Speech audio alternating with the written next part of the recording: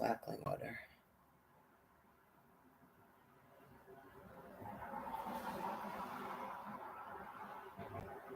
Oh, this has tea in it. Mango black tea. Yeah, I'm not having that right now. I'll drink it, but I guess I'll have one of these jasmine things. I don't want to do the coconut until I cut up a lime. I still have the coconut, and then I have the other two 1 liters that I haven't drank yet.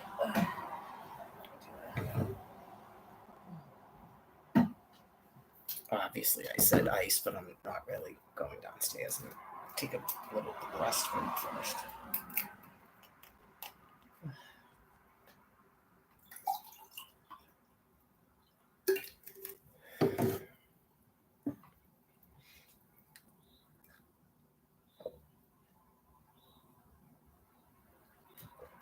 Yeah, it's good when you get thirsty too. That's helpful. It's not terrible. It's blackberry jasmine. It's not terrible. It's probably way better with ice. Some of them you can mix together too. Yeah, it's not terrible and it's free. It's unsweetened flavored water. So there you go. 16 ounces. That was when I thought it was 3:30.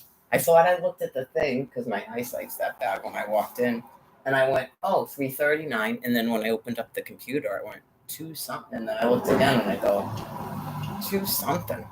Wasn't it like 12:30 when I left? That's a pretty good time. I don't usually time myself.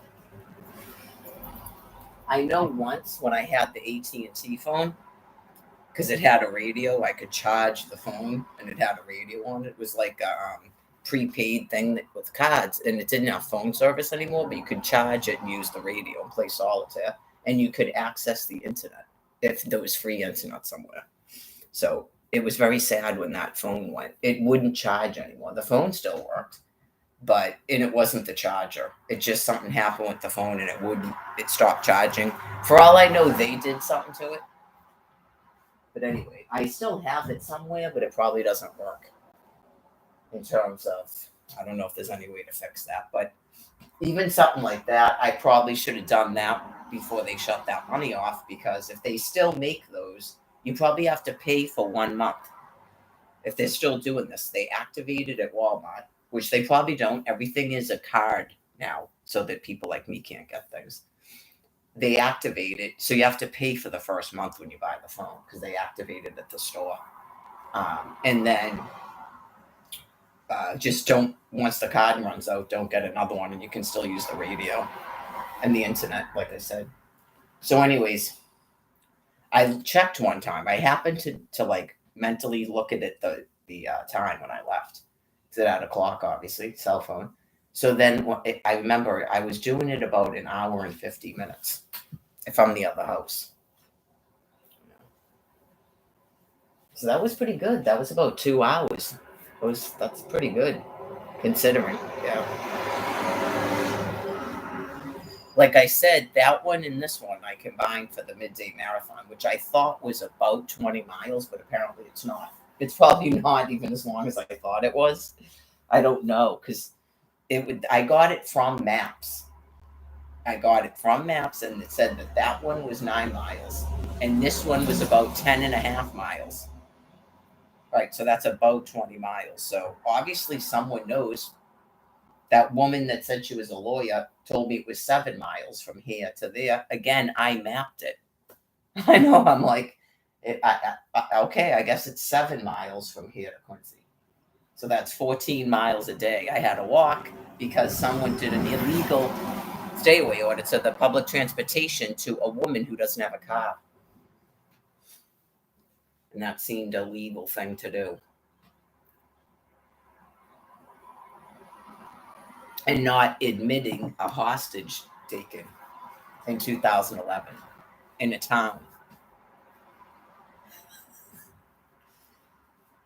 Some stuff people do, as it's whatever it was that was making them believe that no one knew they were doing something, they start to lose their brain matter because they start to feel like everything is okay too. And then you get admittances like that. Okay, thank you for admitting it. But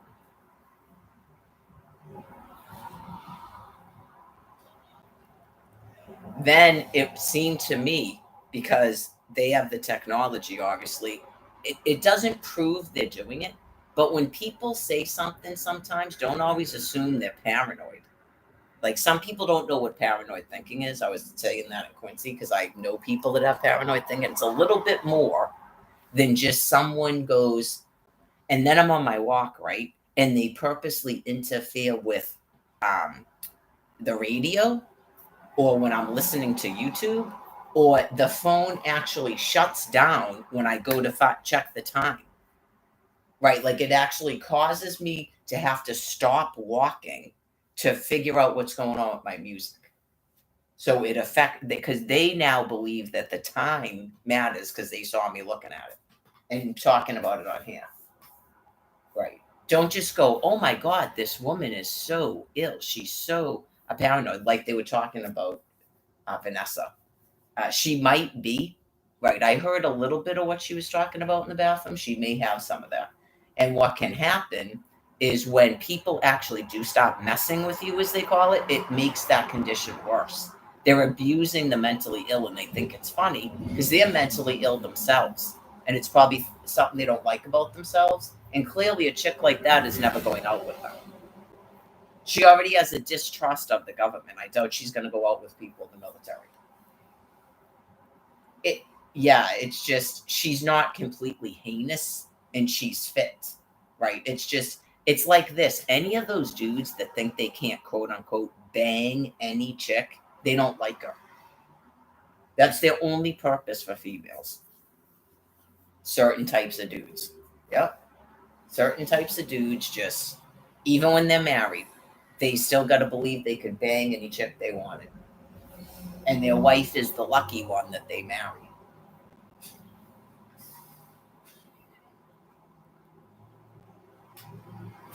It is apparently there's dudes that do it too. Females do it too, but uh, I guess the dudes probably seem more obnoxious. The females seem gross that have that condition because there's clearly females like that too that think that they can get any dude, and the dude that they're married to is sort of like lucky. I don't know if they think that, but probably.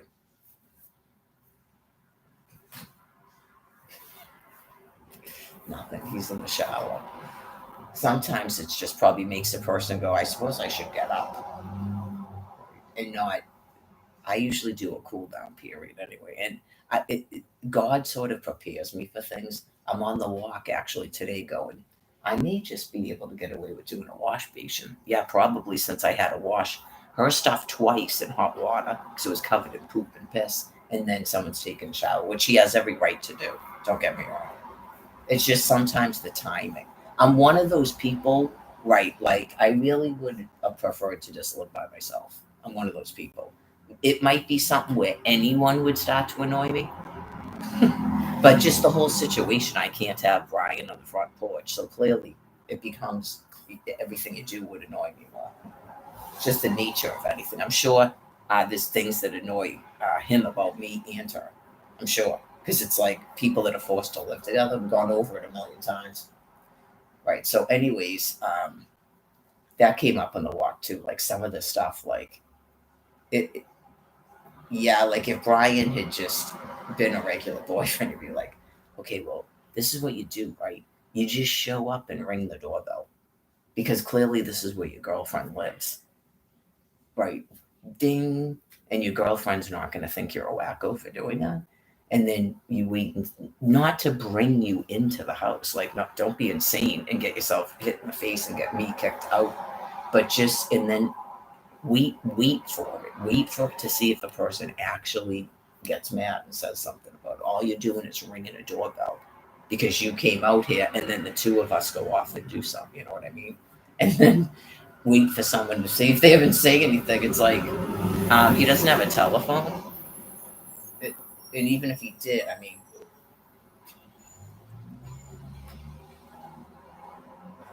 sometimes they get mad, like you're talking about them, and it's like maybe someone needs to tell you that. Like that's a little bit. I actually wasn't. I wasn't trying to like slowly get the foot in the door to him moving in here. But even if I was, is that really that weird? We're both homeless, and When I was brought, maybe person changed their mind, but when I came here in March of 2022, that's what I was told. Because if you recall, I went right out to Quincy after that in May, looking for people to see if they needed a place to stay, because that's what I was told when I was brought here. Right. So you go, okay, so that doesn't include my boyfriend. All right. And clearly he has no income. He said something about moving people in to help pay the rent. I don't know if they're going to do that. They get rooms for free. I mean, there are some of them where they're never going to give them housing, but they probably don't have incomes. Right? They're just like me. But anyways, they don't want to live out here. They live in the city where they have friends and they get their drugs and stuff. They live in tents. They sleep at the train station. Sometimes they sleep anywhere. Sometimes these people, you'd be surprised. They don't really. A lot of them have been through all that, and it just probably doesn't work out. They get bored. It's just not a lifestyle they want. But anyways, well, it's the nature of the whole not giving people incomes, right? Because clearly you could. We were planning on doing things like, I don't know. He didn't have an income either. We were planning on going downtown and going places and doing things. That's why I didn't appreciate, because just know this too. And if hopefully this is helpful to anyone and not just anyone if they were ever going to go out with me. Just the whole thing that happened with that chick. It's like, what were you thinking doing that to her? I know, it's just so shitty, man. That is like the most. That's something a female does to a man, isn't it? Yeah, just isn't that something a female does to a man? I find that a lot in my life. You just go, what is with people? Just you find out that some hoe that you thought was your girlfriend, you literally, and then she'd be like, oh no, we're just friends, and I needed pants, and he got the bottle for us to share, and never fucking talk to that bitch again. Slap her across the fucking face, take the bottle of liquor, and leave. Fucking God. Could you imagine some dude walking up? No shit, you're not a homosexual, because do you imagine some dude walking up and going, what? And then they're calling the cops for you just committed battery on him. Right. Just take the bottle of liquor and go. Oh, he got you a bottle of liquor. He got us a bottle of liquor? Okay, yeah, let me see it. And then just fucking take it from her and leave. Did he get you smokes? Smokes too? Yeah. Bye. Never talk to you again. Nasty fucking hoe. That's the shit they do. You could have dudes that would actually go out with someone that's doing that. I'm not one of them. Yeah, I'm not one of them.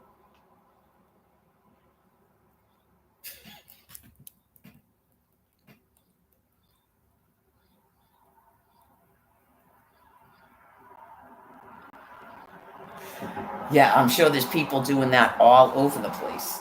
Just, I know, could you imagine allowing your woman to be doing that? I wouldn't even call that a man.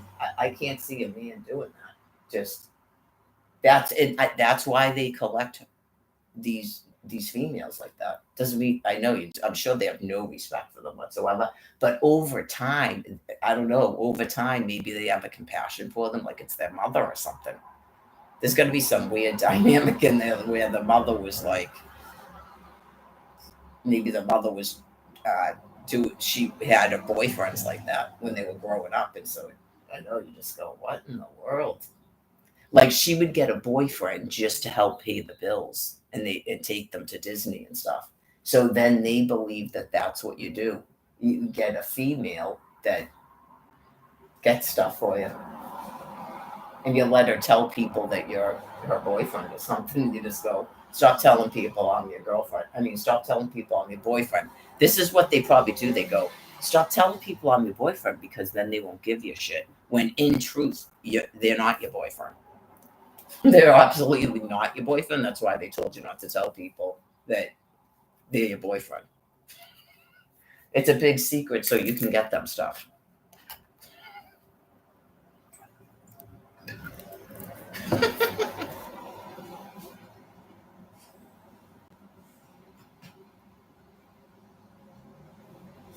Not that I would know. No, I don't. But I mean, it's logical sense, and I'm observant.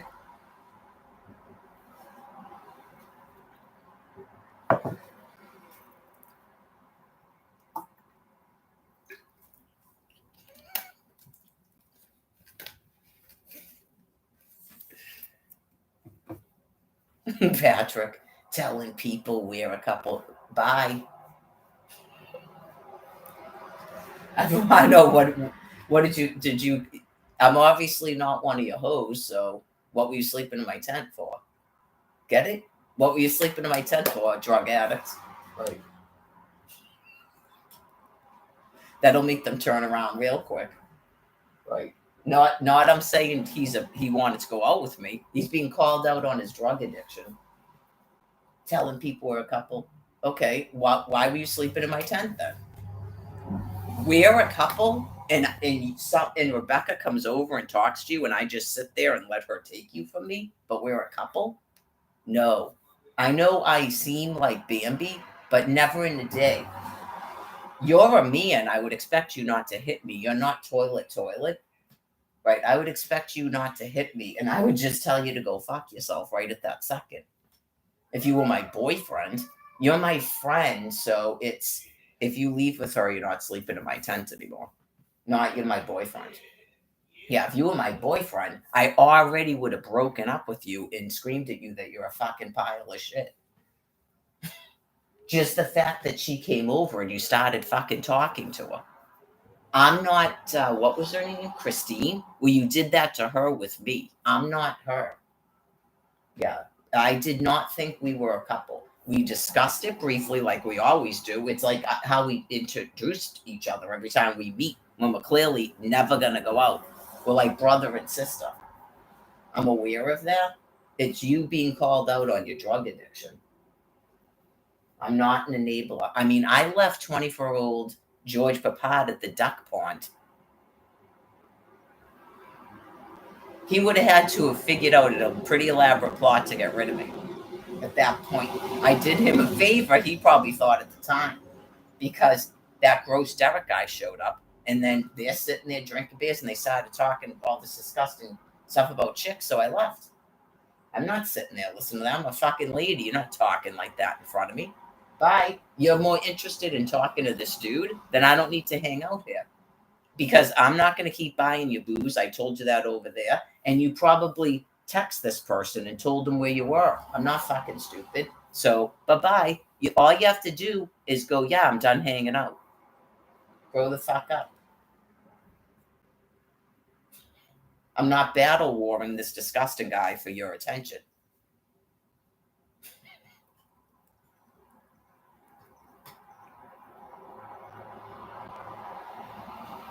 Probably. That Nikki chick probably talked to him the same way because she was older too. She's probably the same way, just like, okay. She started switching off between him and that gross Derek guy. You just go, what in the world? I just remember that night, like he's like, oh, I was he carrying the nip bag or she said she had it? Maria did the same thing where they have a bag full of nips and they have their girlfriends carrying around. You go, you're going out with her now? Oh my God.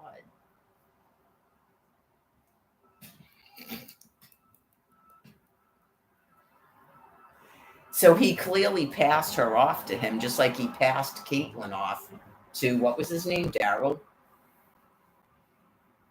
As long as he's not having these females raped. Right? If they know what they're doing, then some people are like that. Like they're roadies or something.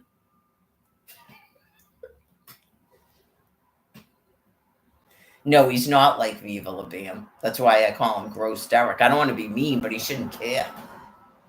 Right?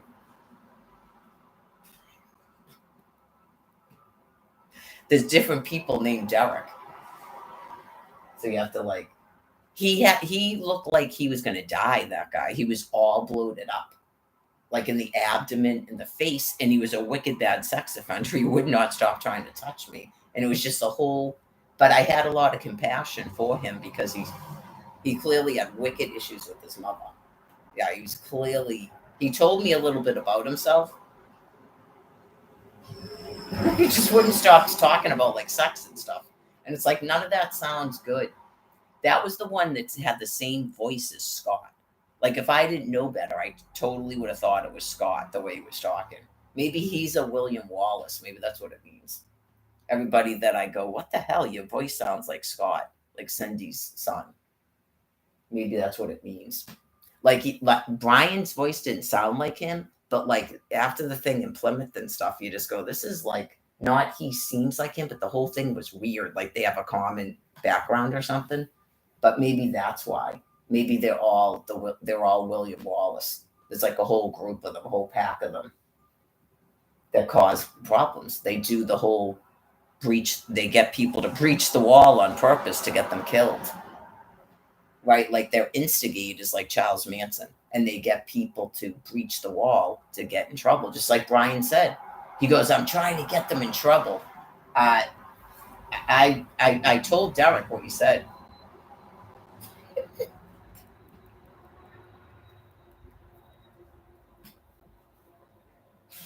I told Bowser what you said.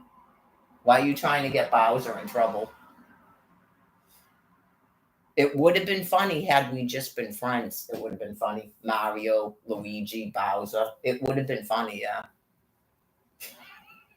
Not when you're like the stuff you were doing. Especially, it's not even like we were hanging out, dude. Like, say that I, for some reason, just started drinking, or we're hanging out, and then you committed sexual assault. I wouldn't even have been like that.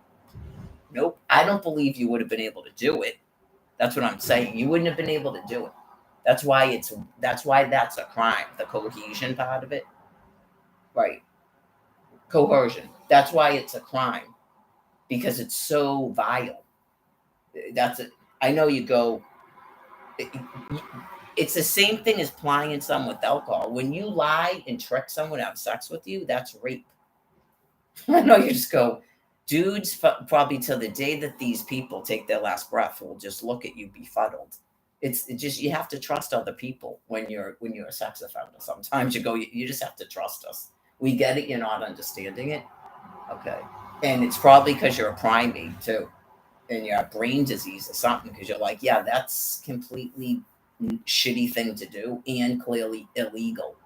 Like people that didn't know there's a law on the books in Massachusetts. I went through this with Jen. She was literally wearing a ring. She had me go and get a birth certificate to get a marriage license. I'm not even intended that we were going to be doing that. Yeah.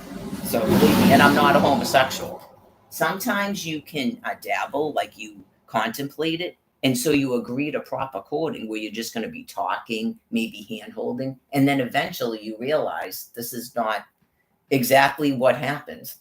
That would have happened without being raped, just by talking and stuff and realize it'd be like Patrick. That would be like if Patrick, the first day we talked, immediately wanted to take me to a hotel. Yeah, that's why courting works. It's not good to just go lock eyes with someone. Oh, you're hot, da da da da. I'm from Southie. I can see why someone would go out with him. Yeah, I can see why someone would go out with them. It's just we're not a couple. And he probably says that about me too. I can see why someone would go out with them, but that is not my thing. Right. That's why you don't just jump in a bed and especially when you're using, that stuff happens. Right. That's what I'm saying. Had we just been using and stuff, I wouldn't be angry and stuff like that. You just go, I wouldn't expect you to be my boyfriend. That's insane. I don't have that mindset. Yeah. No. Once I had that happen to me. And honestly, that one, it just so happens, was actually a rape. That actually was a rape. And the dude, like, I had to send him a message. He tried to friend me on Facebook. And I didn't say anything to him about raping me, but interestingly enough, this is what happened to me, right? He started telling people that I was a psycho. How was I a psycho? Oh yeah, like a female. Let's see. I traveled to, was it St. Petersburg? I traveled to St. Petersburg, Florida to visit with a friend that I knew since junior high school. Okay. I went to visit him as a friend that I've known since junior high school. He happened to have a live in roommate that I'd never met before. And the three of us went out drinking, and the guy raped me when we went back to the house. I literally stopped the guy in the middle of the act and told him to get the fuck off of me. It was clearly a rape. Okay. So then when you're in a situation like that, you got to get back in your car the next morning and fucking drive back to Claremont. He actually, I think, did he ask me for my phone number? Yeah, and so sometimes you will actually even exchange a phone number because you just don't want, that you're never going to have to talk to this person, and it's just about getting away from them.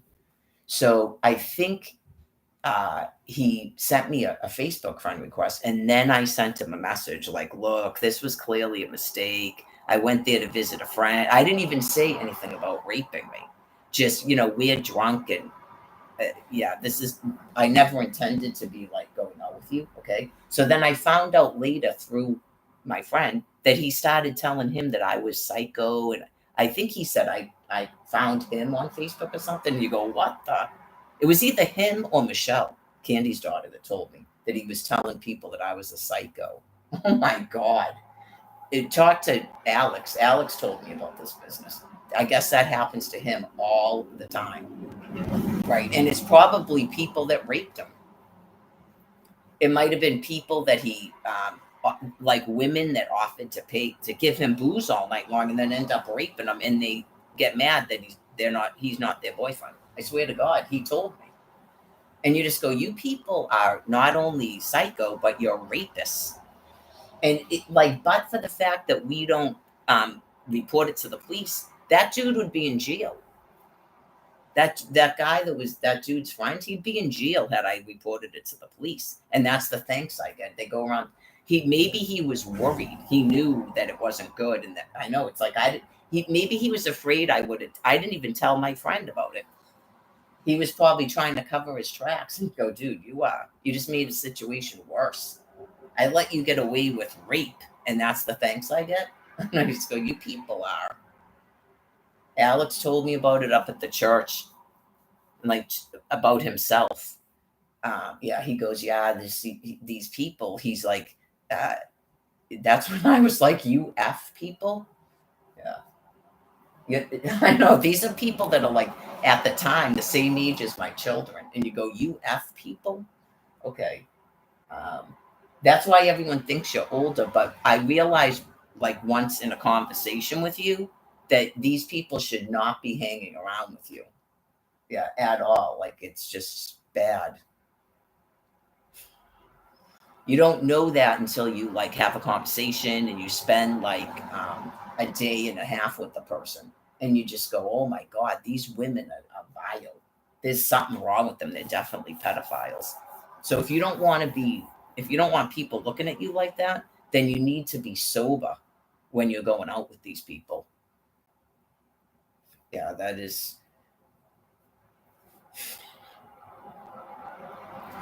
I don't know if people thought we were going out. Nothing happened at all between Alex and I, at all. It became obvious pretty early on that he was trying to get away from it, John.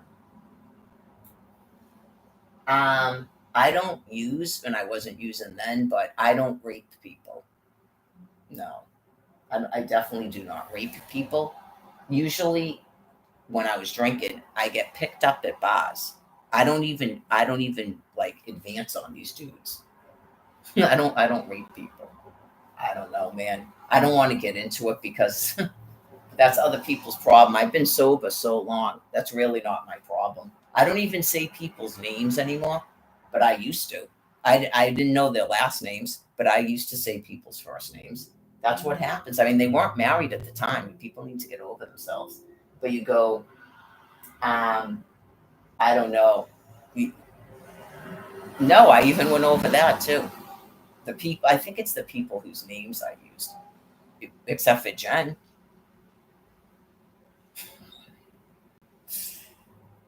Anyway, she doesn't care about that. I mentioned it before, but she, I don't feel that she wants to be in relationships with people, so I'm trying to help her. So a person like that doesn't keep talking to me and contacting me. Yeah, you have to like think, right? You have to think why a person would be doing that. Yeah. And then clearly the people that still keep hanging around with you go, when are you going to get a clue that the person doesn't want to be around you? But there's just something wrong with her that she can't.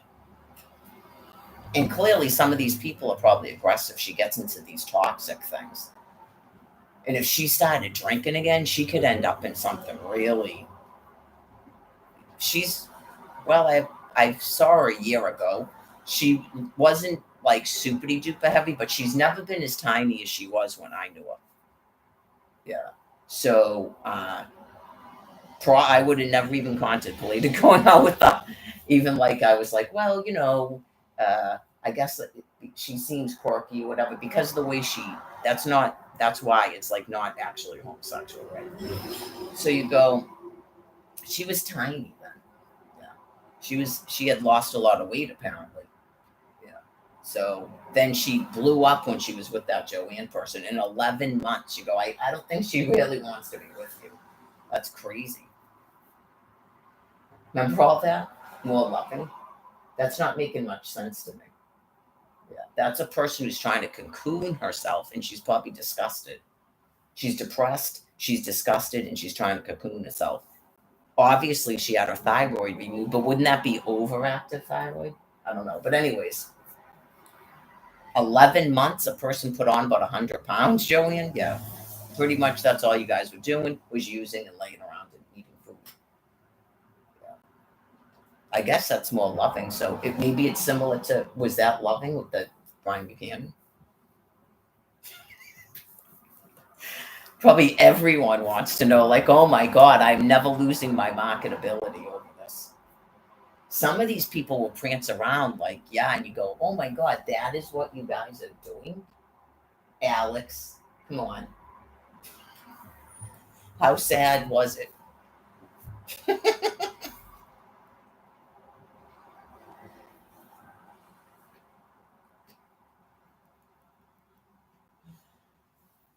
Anyways,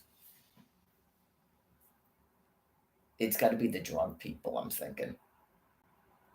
I don't have a lot of experience that from when I used to drink. Yeah. You just go, huh?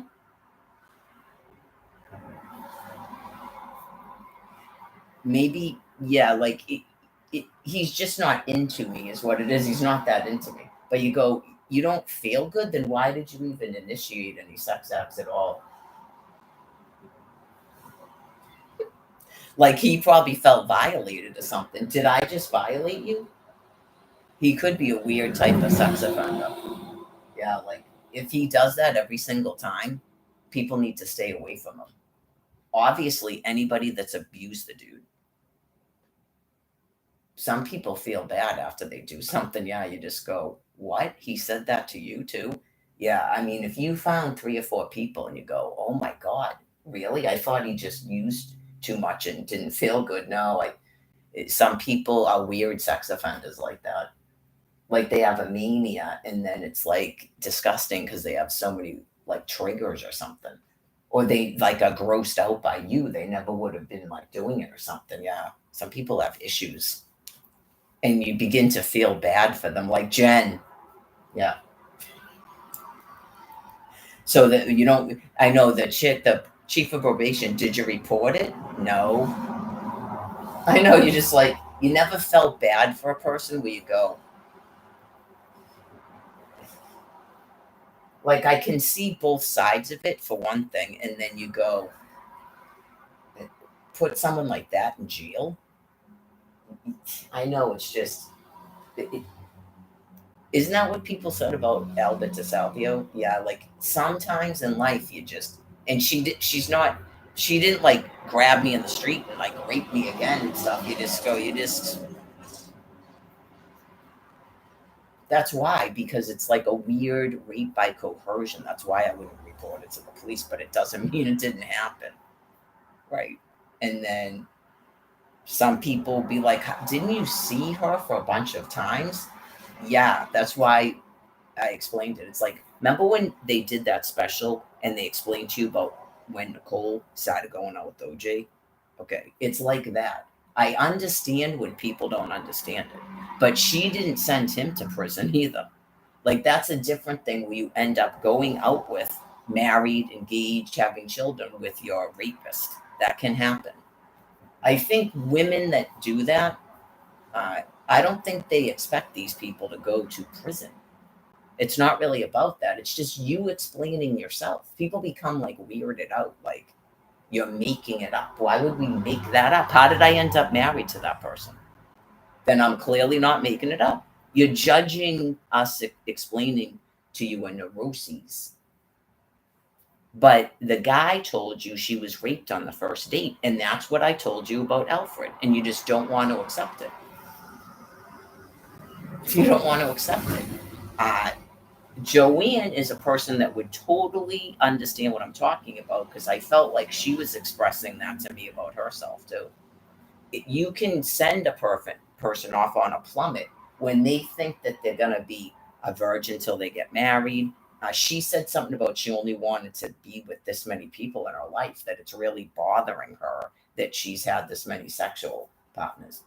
It can make people go over the deep end. I explained it. If you think that you're like a nun and you're either not going to have sex at all or you're going to wait till you get married and someone rapes you, that's how I ended up engaged. It happens. And then I finally get away from that guy. I don't feel my high school boyfriend ever raped me. No. But I mean, he did a booty call, which isn't rape. That's not rape. That's just a jerk.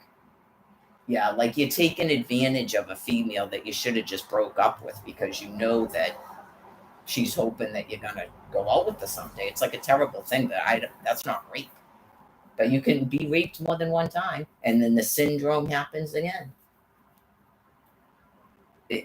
I think if until you meet these guys, you shouldn't judge because they're typically very aggressive. How did they even end up raping you? Right. And you go, I mean, are you going to, some people do act like this. Are you going to act like Alfred's not aggressive? Okay. Sometimes you'll go out with the dude, and it sounds like OJ was the same thing.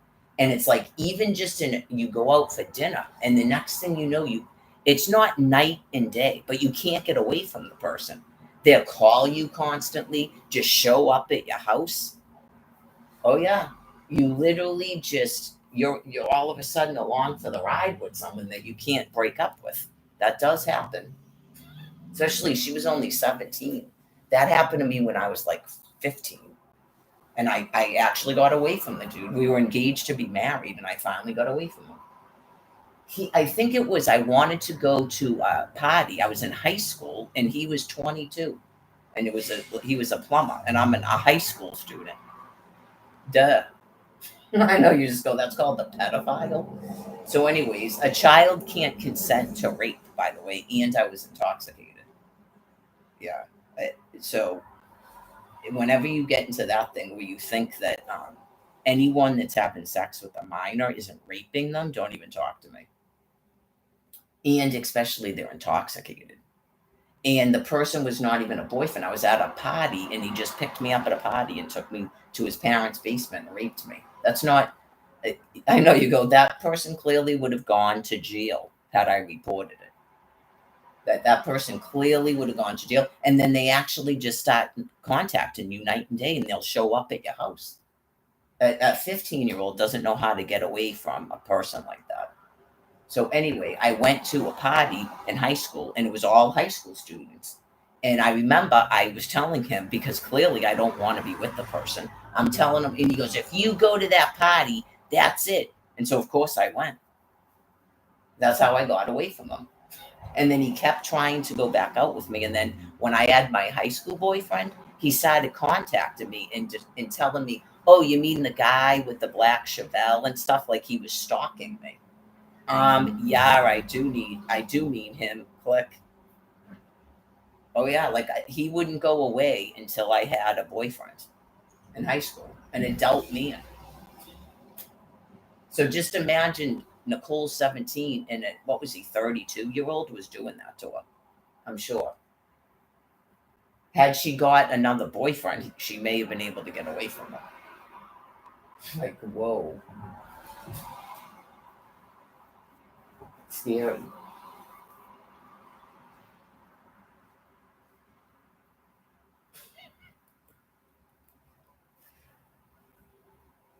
Whoa. Like that guy, I know you go, whoa, I can see why you're single. That's like way too aggressive. Way too aggressive. No, I wouldn't even tell a person like that to try to go out with an aggressive female because he'd probably end up hitting them. That's what happens. Yeah. They because an aggressive female is gonna be like right back until he hits her. That was probably say that he went out with someone like that, she's more likely to not be able to get away from him than someone like me, someone meek, because all of a sudden he's like, what the hell's going on? You've lost your mind. Why are you talking to me like that? Like, because the person wants to get away from you and break up. If you're with the female where the two of you get into these fights, that's why it's the toxics. The person gets caught up in that and doesn't realize when the person actually wants to break up with you. It becomes a thing like Jen. And she does it with everybody she goes out with because she doesn't actually want to be going out with you. She wants a friend, and she has a difficulty staying friends with people. She's a sex offender.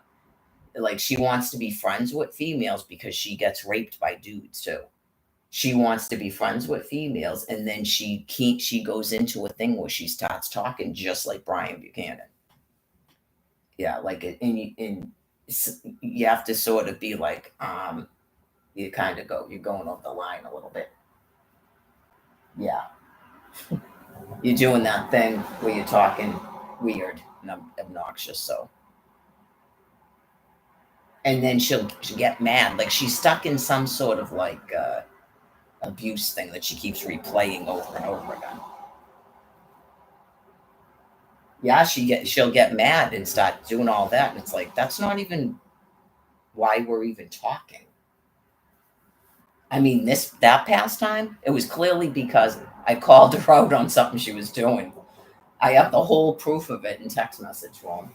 I clearly called her out on something she was doing. That's why she got so mad. She pulled everything out of the woodwork.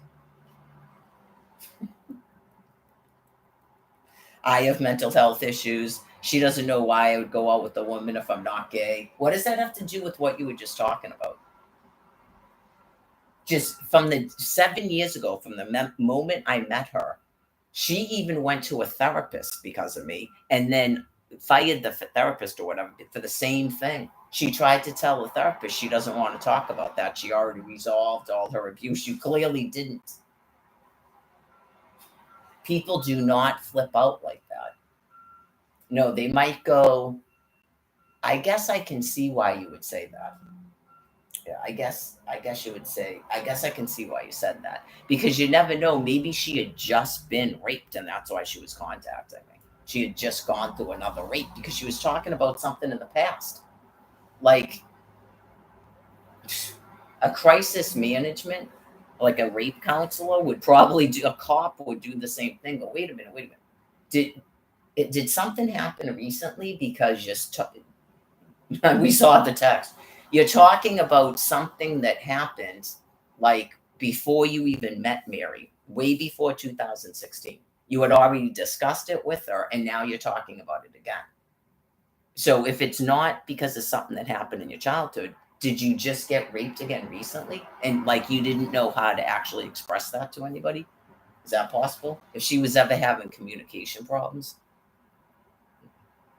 because she's all Ruth with the meds, if she was having issues with like what do you call it, not formulating her thoughts, but what's the word for it, organizing her thoughts. And because it's some people it's difficult for them to report rape as it is, but if she was having difficulty formulating and explaining what was going on. Anyways,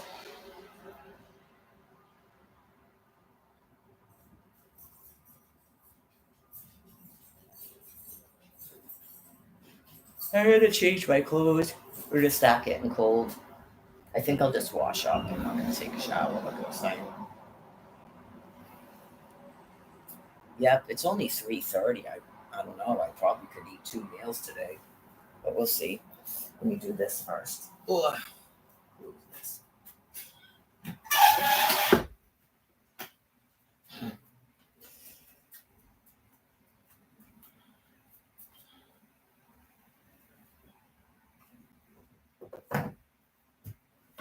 Yeah, this is Asian right here.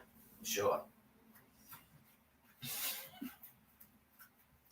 Right down to the sweatpants, like bodybuilder.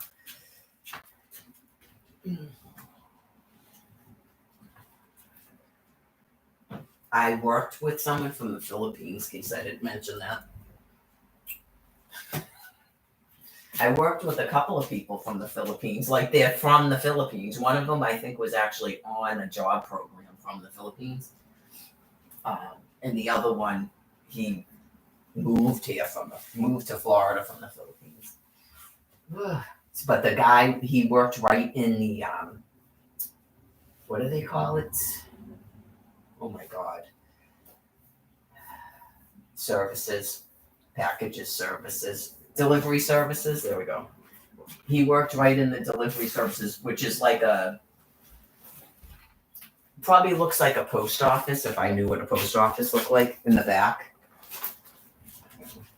It's not like the Magic Kingdom. It just looks, it's like in a place with packages and bins and a computer, like a post office. It's basically like a post office, actually, like a UPS. So there's only a couple of people working in there, the same couple of people. So I'm familiar with how they walk, is what I'm saying. That's how the whole thing started. Because they probably do a lot of work. Exactly. All right, let's see.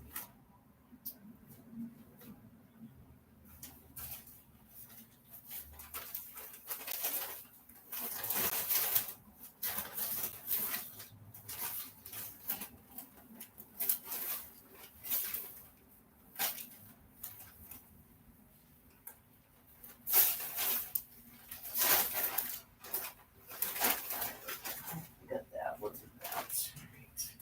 Box.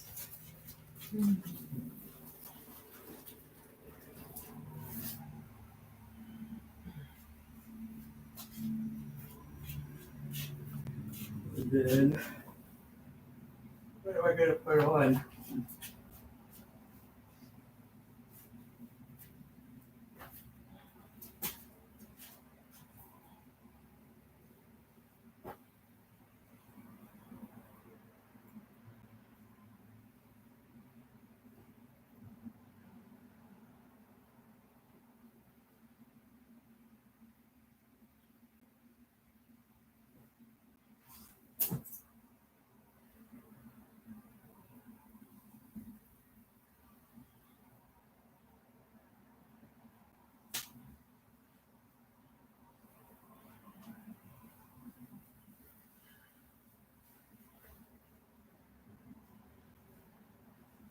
Yes, I could wear these. Um,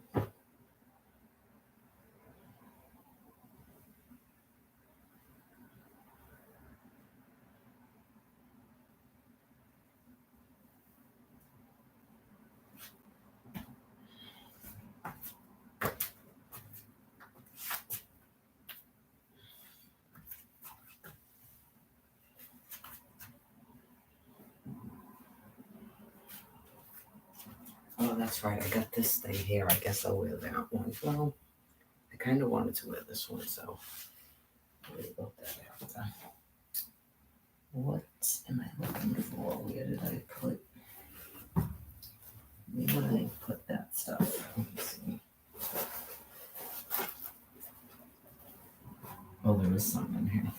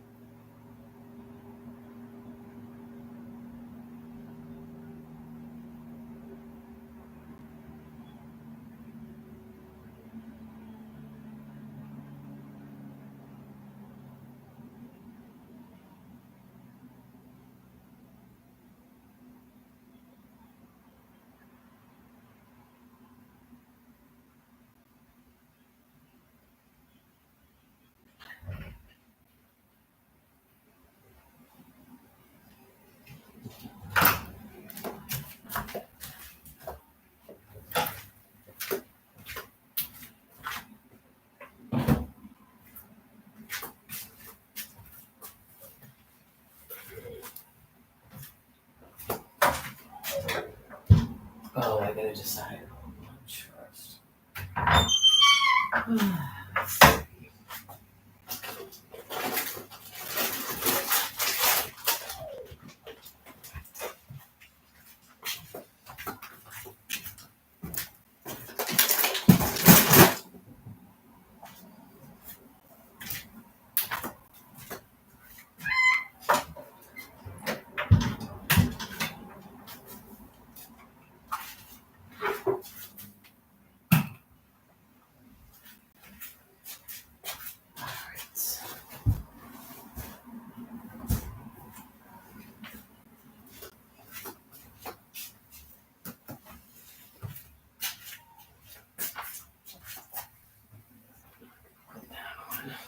Second.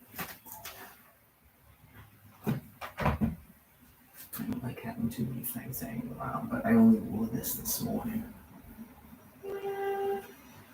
Seems I don't like to mix clothes with my clean stuff that I even wore like once. It's just a thing.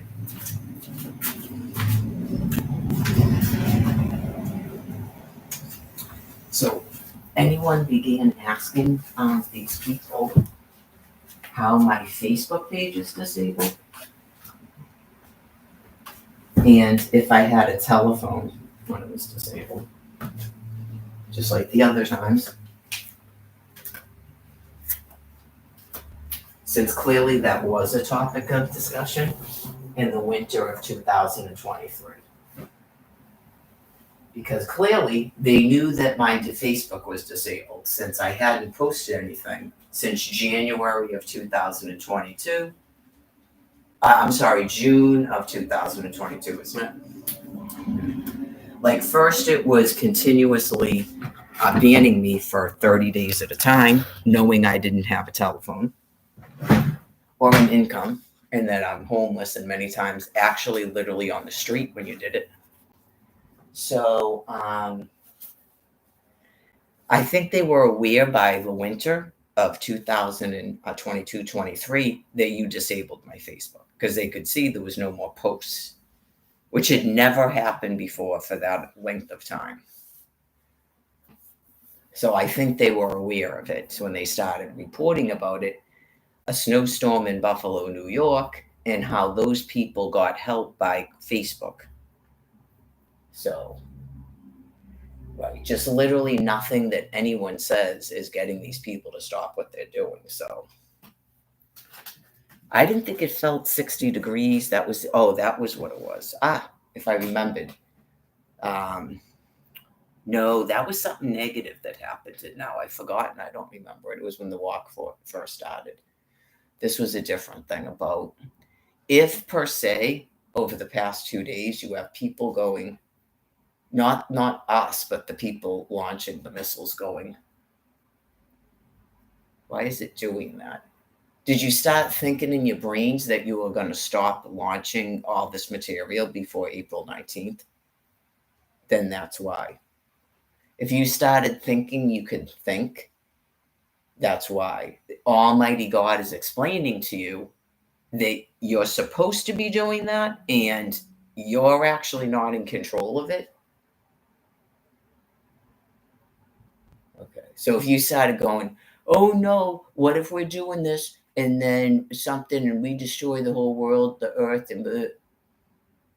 So if that's what happened over the course of 2 days, then I would say that's God saying that to you. You're that ridiculous.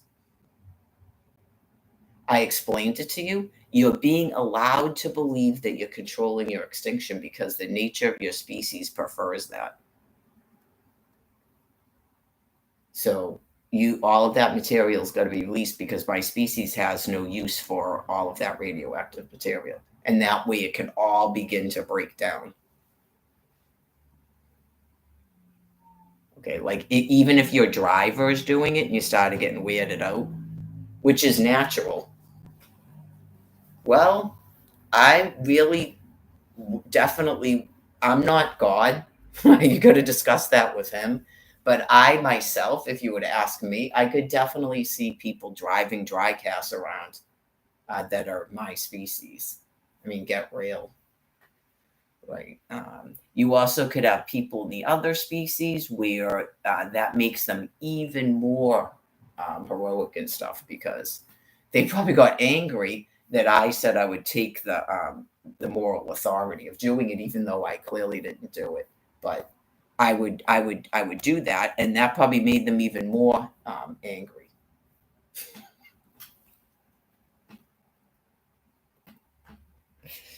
Anyways, then I had this whole speech about um, murder being a very contradictory concept because who's this? Oh, he's probably like a high school kid, right? I know. Well, probably. He looks like Bruno Mars with sunglasses on, so he's drawing attention to himself. He's probably a high school student. I know I'm not making any comments like that, but you just go, it's a dude. Oh no, maybe it's a high school student. Ah, gross. I have bad eyesight.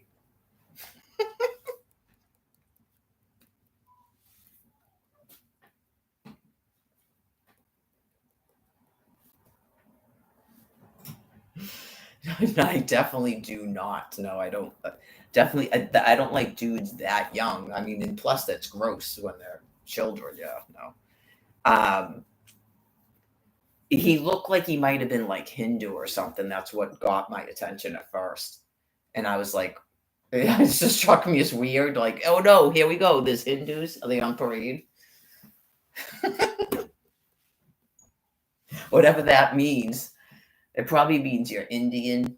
That whole area. You may not be from India, but anyways. I know that's why I went watch. It's probably a high school kid. Yeah, because it's like 3:45 in the afternoon too. So you go, yeah, it's probably someone who just got off the school bus.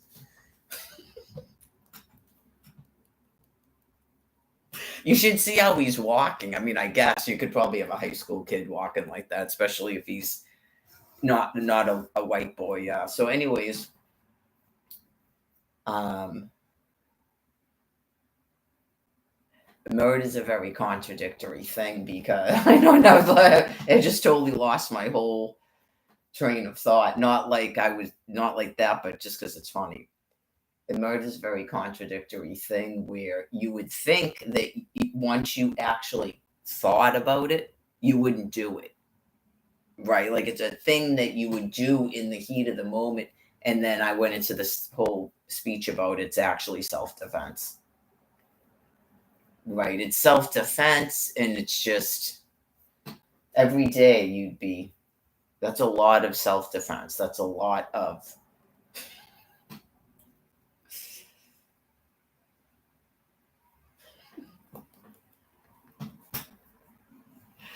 me. That's why it takes this long and why I'm not actually individually doing it because right, murder is a contradictory concept because you want to actually you want to think about what you're doing. You don't want to do something that's why it's called self-defense. Just like punching someone in the face is self-defense. It's not I just go around punch people in the face. I just don't. And that is actually disgraceful. But people try to act like that's a reflection on me. I don't even feel that's a reflection on me. I'm not 16. I've lived an entire life course. I've never even been pulled over. I don't know if people know that. I don't have a traffic ticket. I don't have a speeding ticket. I'm not going around just punching people in the face. I've never been arrested. I never had like domestic calls to the police and stuff. You just go, whoa. I mean, that's a reflection on me right there. 8 years in, I don't think that's a reflection on me. I think it's sort of like end of the road. Honestly, just that's how I feel about it. Like God explaining things to me about just that's after 26 miles a day, and then someone goes, well, we're just going to show up at the house then and heckle her and then try to sweep her. And you're obviously making me homeless again. And now I'm not going to even have a house to go back to. Get it? and you're wondering why someone punched you in the face. No, I have mental health issues. Why are you evicting me to the street? No, mental health issues. Because you want bad things to happen to me. That's why. That's why you're doing that. You're psychopathically deranged, not I need mental health help. Anyways, I got that. Oh, the lotion. I got to do the lotion part.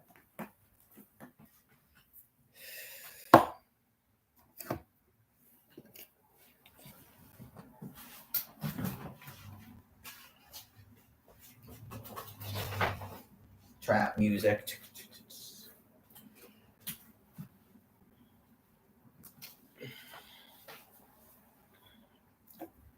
I don't know because I don't use drugs.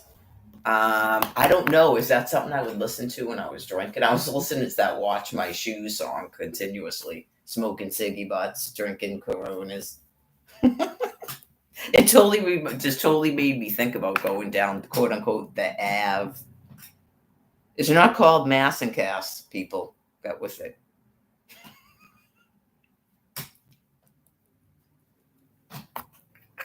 Like you're going to Park Avenue. Let's go down the Ave. The whole thing just totally like people could make funny jokes about Jeremy after that. You just go, okay. I don't know. To me, I get mixed up and people go, I think it's just you have so much like male mentality, not you seem mannish. Yeah, because when you're a man and then you're like, oh my God. And then it was like a total e-fem and people are just like, what? I know, just Jeremy's gonna seem weird because you're an actual woman.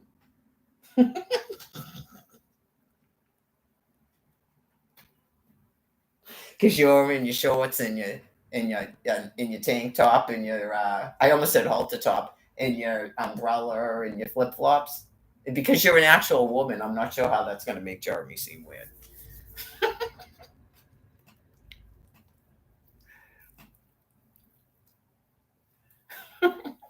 Yeah, it's probably that. It's probably that. Yeah. I explained it some of the upbringing, and then probably being married to basically a woman, like a child. They don't that he doesn't want me to act like a woman either. I know you just go, no, I think that was not just. I don't think he seemed like a gay man.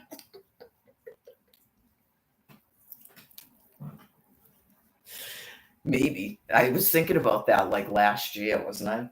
Just like the whole upbringing, you go, yeah, yeah, it's sort of like that because of her. Like nobody, but for some reason, Cindy was like the little doll that could be feminine. But clearly there was something going on. I don't know if it's evil stepsisters or or the mother or all of that. I just well, you got to chalk it up to this when people quote unquote talking about you, like stuff you did when you were a child. You probably it's not you. It's just part of the dysfunction, right? Like just stuff like telling me that I had big fingers and I'm like a teeny tiny person. I know. Just my high school boyfriend is the one that when I realized it because I was telling him something and he completely just like went what?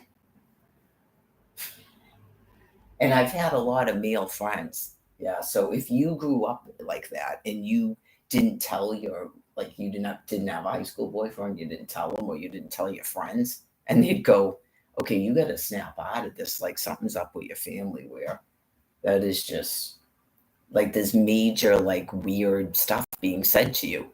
Because I remember Candy, even in the past few, like it was like what 5 years ago, 6 years ago, I was saying something and she goes, "Oh, you mean a pouch?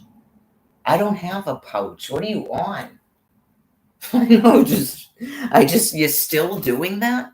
That's like when Jim had a pig nose.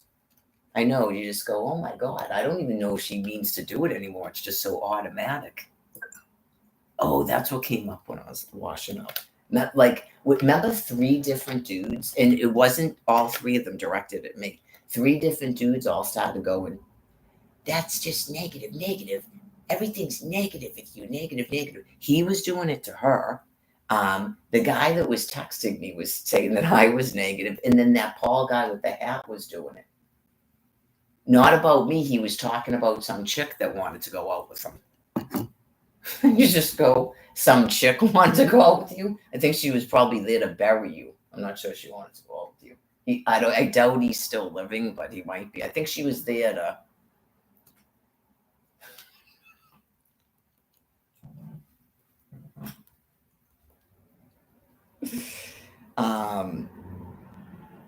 That's why I thought it was him. That's why I thought it was him, that phone number. And then remember, he wouldn't take my phone number. It's possible it was actually him. And you go, you're actually going to talk to me now, and you're still not going to tell me that that's you on that phone? Whoa. Oh yeah. Just that's wacko.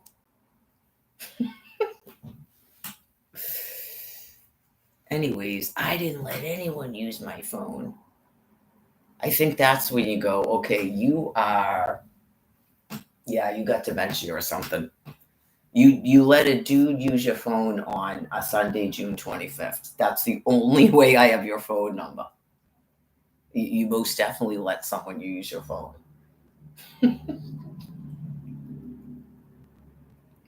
I know. Don't you almost want to say that? Back in the time when I was texting the person, how do I have your phone number then?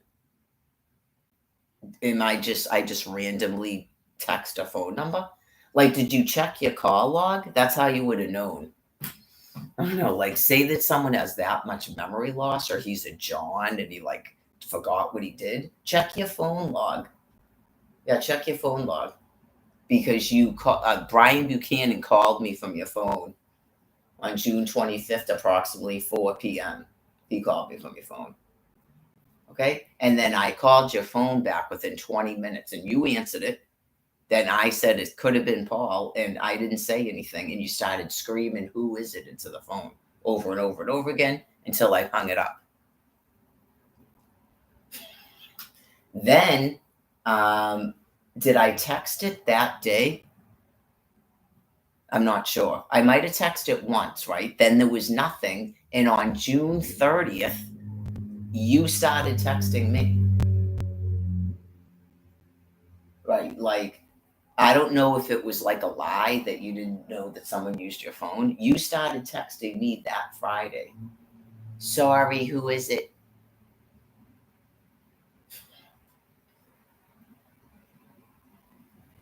Anywho, weird.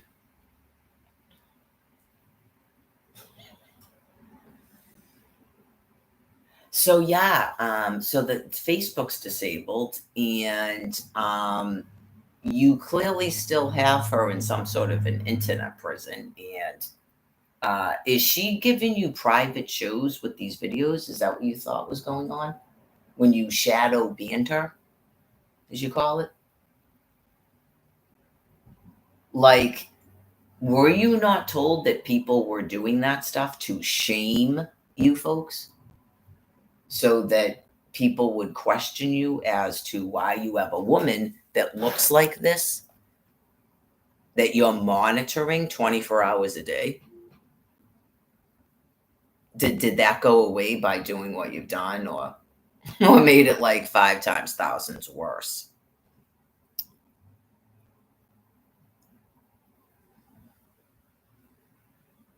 If you're not the internet jailer, then I'm not addressing you. Yeah, like, I'm not talking about you.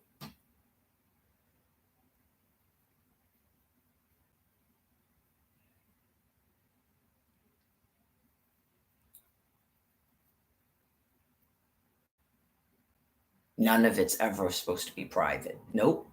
The page on Facebook was never private. There's no such thing as private Twitter, as far as I knew. My Instagram wasn't private. None of my YouTubes I have ever set any video on private, ever. I'm not having a private relationship with anyone on a computer. Nope. So, right.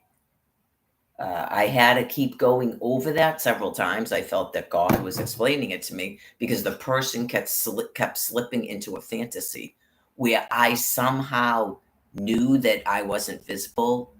Okay. And then I'm like agreeing to it. Oh, yeah. Just pretty mentally ill. Never in a day am I doing that. I don't have like freaky, weird shit like that ever in my life. Even when I was drinking, even the couple of times I smoked marijuana, I don't have deviance. I don't do any of that. I don't do like pornography. I'm going to pretend you're an adult and I'm a child. And I never let people film me. I'm not into any of that weird, gross shit. I'm not a fans only, what do they call it? Patron or something? Whatever they call it. Yeah. I'm not a person that you put behind one of those glass things. I'm the virgin mother.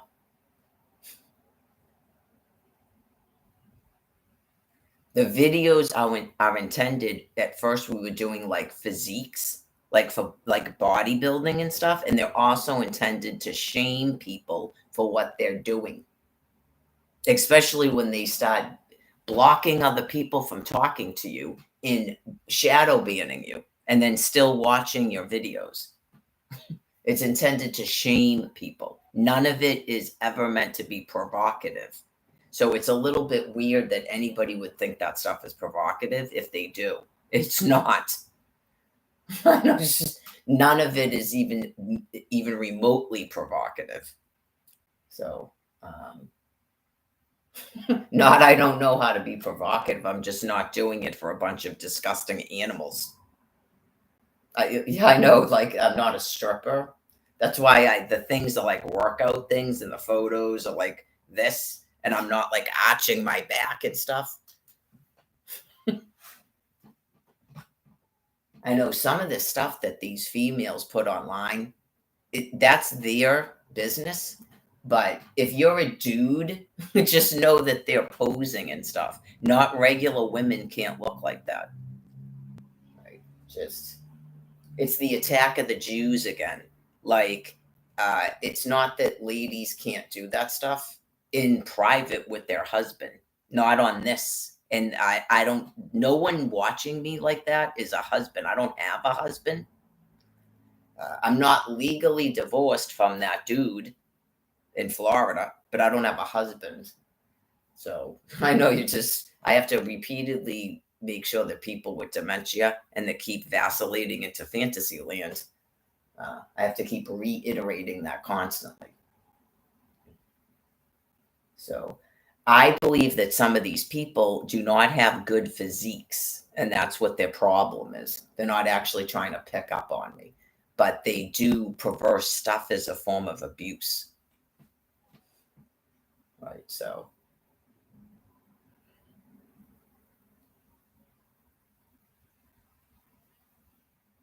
I don't think at any time it would be I know you realize that she's going to be 53, right?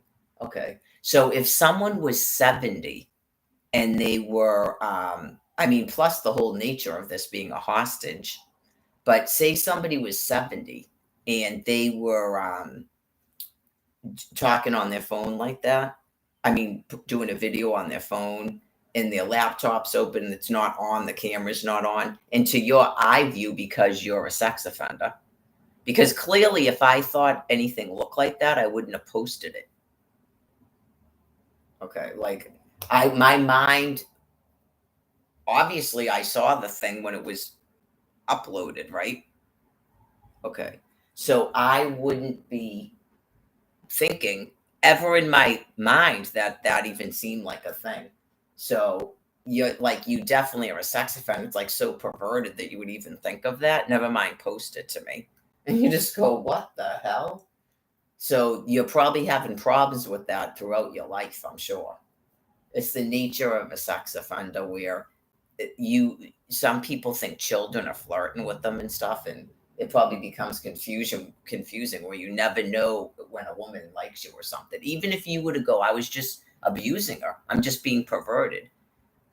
You're presenting, it's not just that, you're definitely a sex offender, right? Because your mind had to think that something seemed perverted.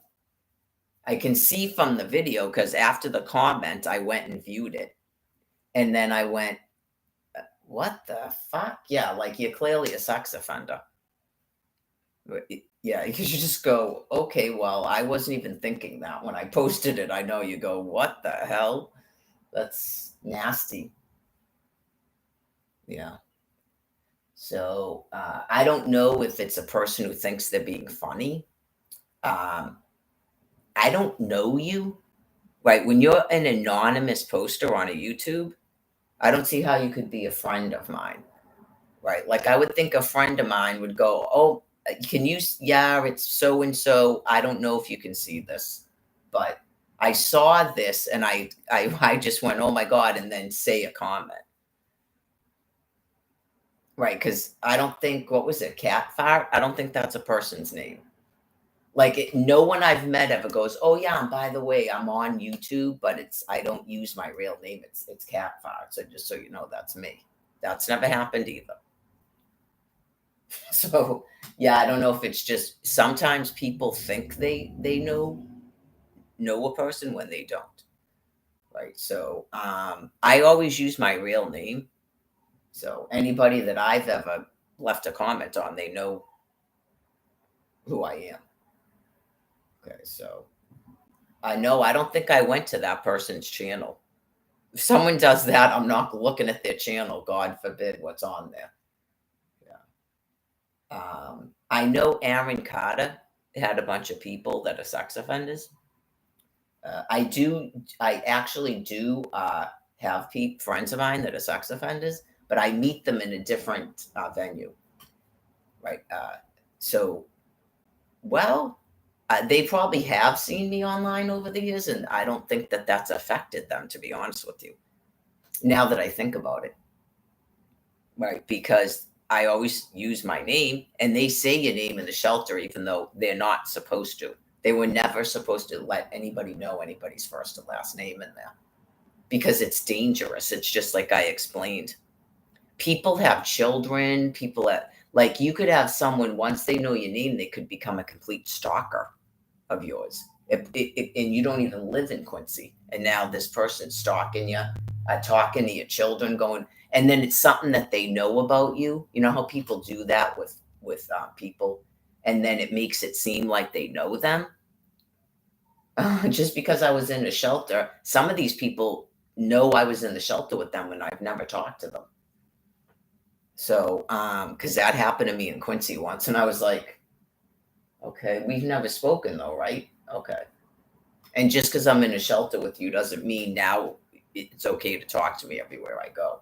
That's a dangerous thing about an open shelter like that. But sometimes it probably seems like I'm mean, but I, in the certain way, I am for my own safety.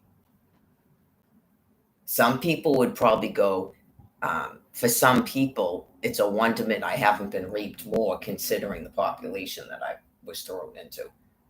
Yeah, because for the most part, most people do not do that with nuns at all, and the Virgin Mother, and it's the nature of male sex offenders. Most of them, it's a certain type of female.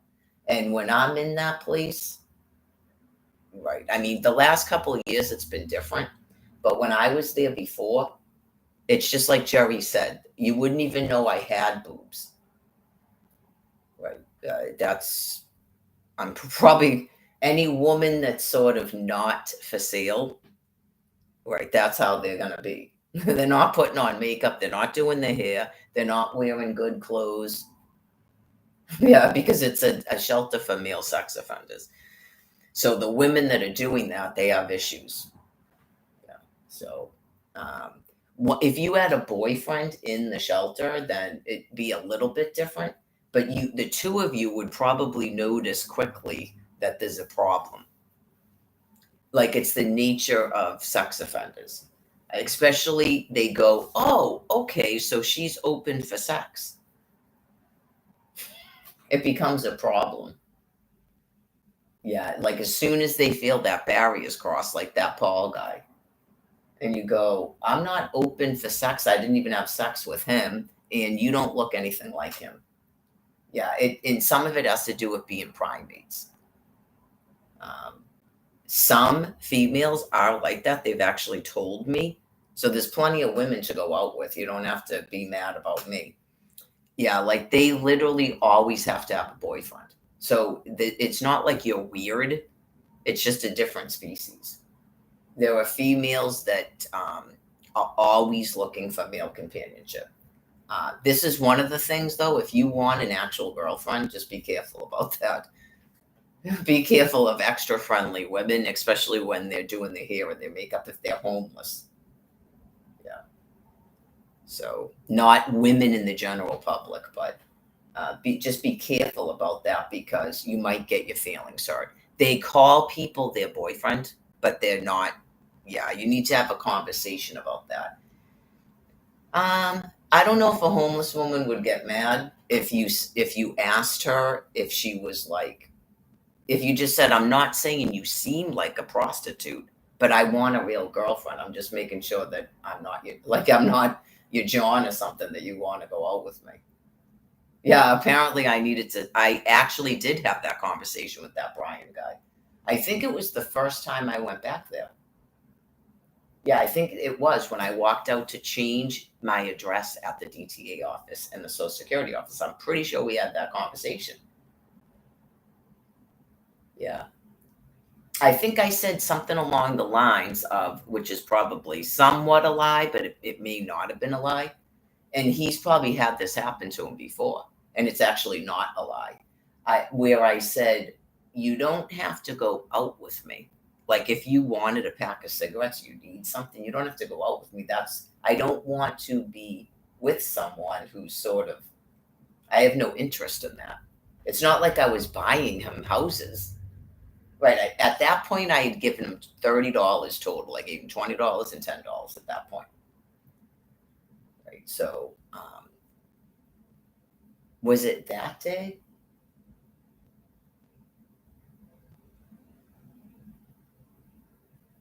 I'm not sure if it's that day. I thought it was I thought it was like the second day, but maybe it was that day. And I went, I know there was right at the beginning, I am never giving this person money again. Because he went right to the package store and bought like 10 of those nip things. And I just was like, that's 30% alcohol. Yeah, I was like, I am never giving this person money again. Yeah, that was worse than Alex.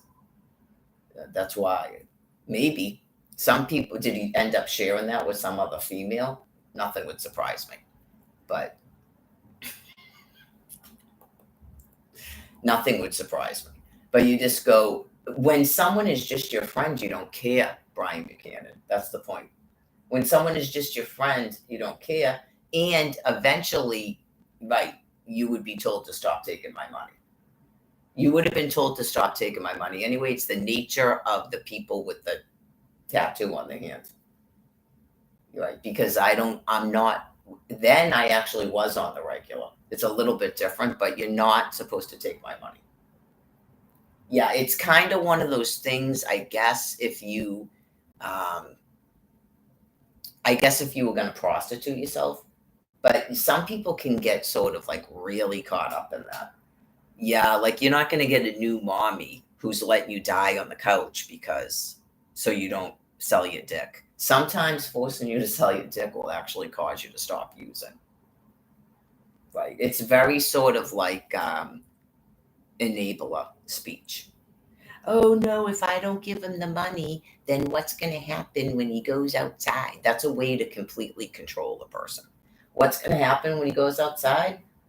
He may do that a couple of times and become so disgusted that he finally goes to a detox. Right. Or just he won't do it at all and he'll be forced to stop using. Yeah, that's what happens when you force them outside, I'm sure. Some of them will do that and some of them won't. So you would hope they would hit bottom. But if someone is cognitively reduced or they have brain disease, they're going to have a really difficult time using. So, yeah, I mean, after 6.5 weeks, you feel compelled to at least, right, it's like that's a psychiatric hospital. So obviously I was really disappointed that they didn't help me. They didn't help me either. They didn't help him. They didn't help me. That's not very good female behavior at all. It's weird. Aren't you folks, that's what's weird about Oz. Aren't you folks supposed to be everyone is a family and who cares about governmental laws and regulations and personal protections? It's all a bunch of bullshit. All right? They're filled with envious rage, even though I'm this old. They just do not like me. They didn't like all the things I had to say about them that they never would have known had they not done this to me. It's a madness. That's my fault. That's not my fault.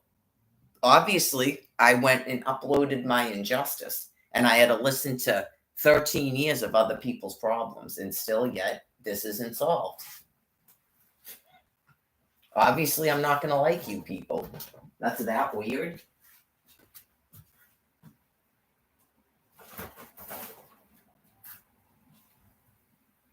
Sometimes people just will say that you're judgmental when you're not even doing it. I know, you just go, I don't think I was doing that at the beginning. I might have been judging people I knew. I don't know what that had to do with a bunch of nurses at Faulkner Hospital. But it's not very good female behavior at all. I mean, yeah, we're definitely not going to hang out. You just go, you couldn't keep him here till I got back? After telling me to leave.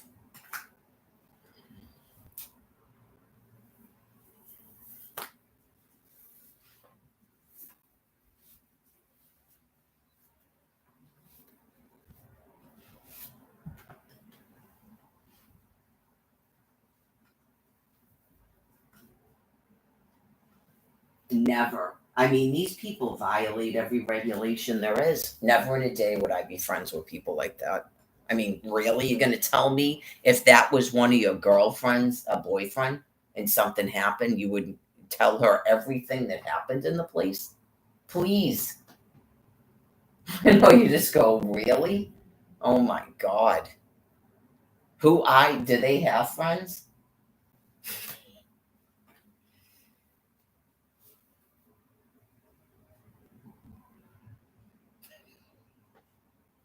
They're not going to be friends of mine. Anyway, I don't really believe in like that type of privacy in the first place. I don't real. I think that some of these people, this whole business with the HIPAA laws, right? You just go. They clearly these people access people's medical records. I'm sure. There's no way in hell that you're going to tell me that you're not doing that. As soon as you start dating someone as a nurse that can access medical records, you're not doing that. Is there any type of oversight? I wouldn't know. Is there any type of oversight? Because the one that took up Alfred, she told me that she ran background checks on people because she worked at an insurance company. She could run background checks on people. I know, spooky, isn't it? That's how she knew how much money he had. She probably knew everything about my house. Spooky. So anyway, they don't go right into the medical records to make sure the dude doesn't have something. Come on. And it would say if he was married too, wouldn't it? Does it say if they're married, what their marital status is? Come on, really? Lying. Absolutely lying. They probably do it to just someone that they're not even going out with, and that is really kind of cuckoo to be doing that. Yeah, that's a little bit cuckoo to be doing. But if you were like a nurse or a doctor and you started going out with someone, I would think that you would go like this. I would think you would go, you obviously would talk about STD testing, and then you would say, obviously, I'm going to look in your record, right? Right. I mean, let's be real. I'm obviously going to access your medical records, but we'd still have to go through the motions of having testing because you can't access my medical records. They don't talk like that socially. I would watch out for people like that if you were going out with someone. I mean, clearly, I don't associate with people that even work. It's not that everyone that works is because you have to have vital services, but if you're in Oz and you associate with people that work, I'd be hesitant about people like that. If you are on a date and they don't say that to you, they're still talking like when you go up to their office. Don't go out with people like that.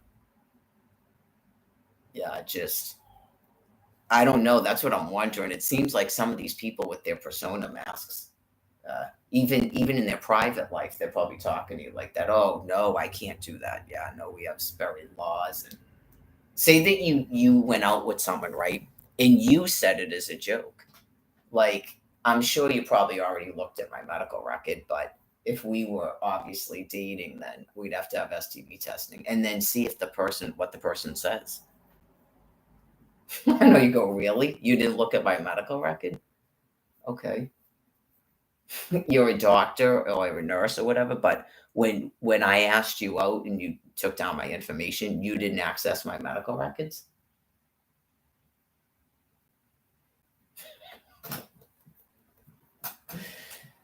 It depends on the person. Yeah, I would probably find it wacko, I gotta say, but say that the person like it's yeah, I sound contradictory. It's just your personal preference, but if they don't at least joke about doing it, yeah, like I would think they'd go, I obviously can access records. Do you mind if I look at yours?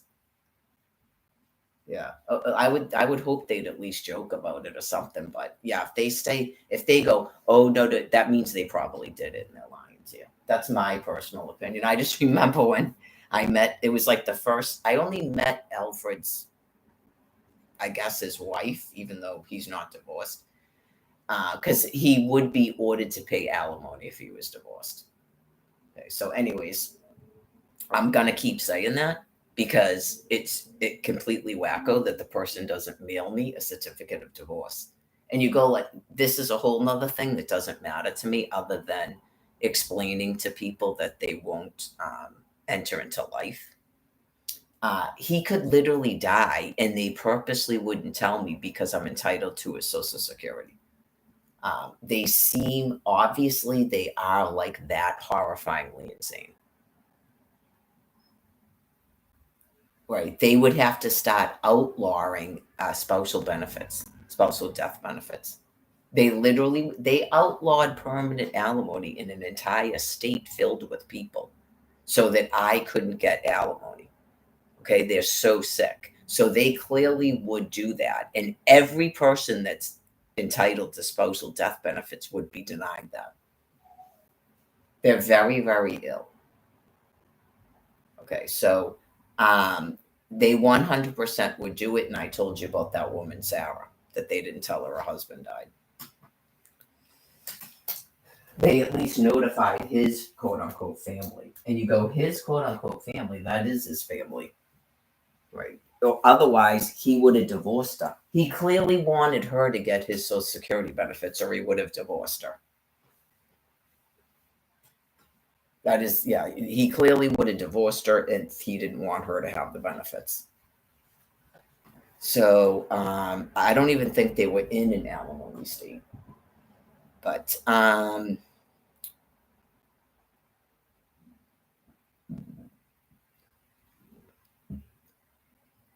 she goes, she told me every guy that she went on dates with that she met on Match.com, she ran a background check on because she was working for an insurance company. And apparently, did anyone know that? I didn't know it till meeting her, that when people work at an auto insurance company, they can run background checks on you. That's spooky too. But anyways, she goes like this. I didn't run one on him because he's so honest. And I immediately went, and he looked right at me. And she didn't even seem to think that was concerning. Where you just go, it was like when that Caitlyn chick looked at me, Katie looked at me when Brian asked her if she had any more cigarettes, if she could give him another cigarette. She looked at me and then said, no, I don't have any more. Like that's a con. Get it? And I'm supposed to buy him cigarettes, and then he gets rid of me and shares his cigarettes with her. You just go, you people are so sick. Yeah, that's a con that people do. That's why I was like, why are you fucking looking at me before you answer his question?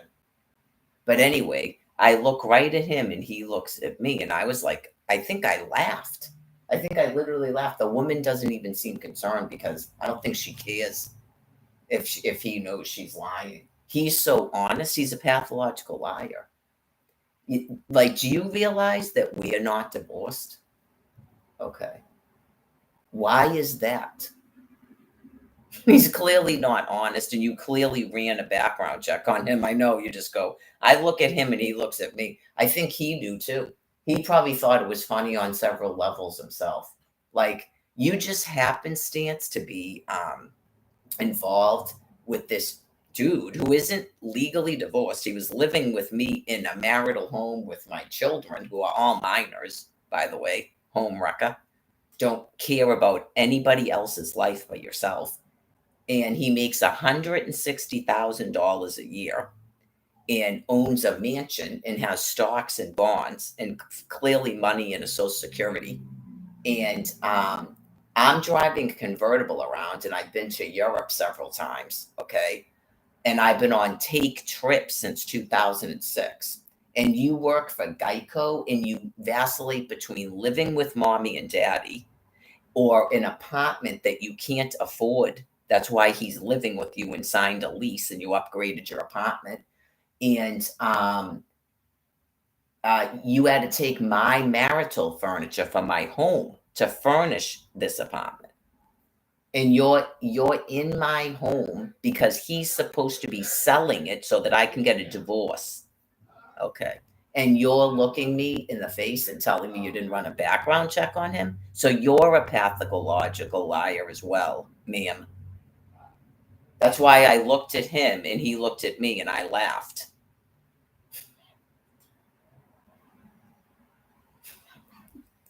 I don't know, man. I don't know what your perceptions are of a homemaker with the blonde Jen Aniston here, and I'm like 38, driving up in a convertible with my leather boots and my leather coat to have this conversation. Okay. And here you are in the uniform with the short blonde hair and 4 inches of caked on makeup, clearly older than me. You're clearly my senior. Okay. And you're the girlfriend of this dude that won't divorce me. Are we friends?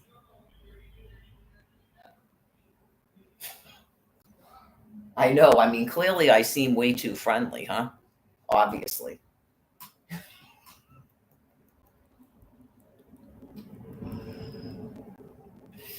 Just in the conversations, like, it seems in retrospect, he told her that I was handing over my children to them or something. And you go, handing over my children? I'm living with my friends in a condo because this dude is OJ Simpson and I couldn't get him to divorce me. Like, even when you took him off of my hands. Okay. You clearly got dollar signs in your head and you think you're taking up residence in my house and taking my children. That was never my intent. I mean, clearly you did it. And now clearly you both know, poof, you won't be here anymore. But you just go, truly to God. People think that I was mouthy. I never said any of those words, but believe me, ma'am, they were in there. It's called The Lady, where you just go, it's not even worth it. It's pointless. You just go, oh my God, this fucking chick. It's exactly what I thought at the time. You just go, really, Elle? Okay, well, and you two people still are not going to file a divorce. It takes 90 days.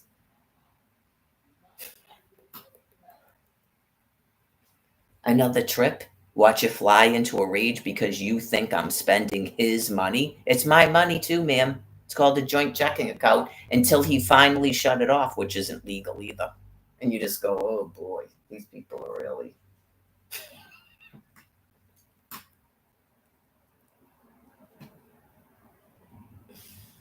Gutter trash. That's what we do, ma'am, to get them to divorce us. Not he's supposed to do that.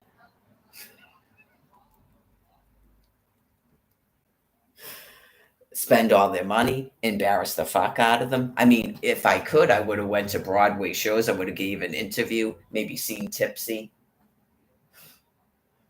Who's your husband? Al Gore. Yeah, he won't divorce me.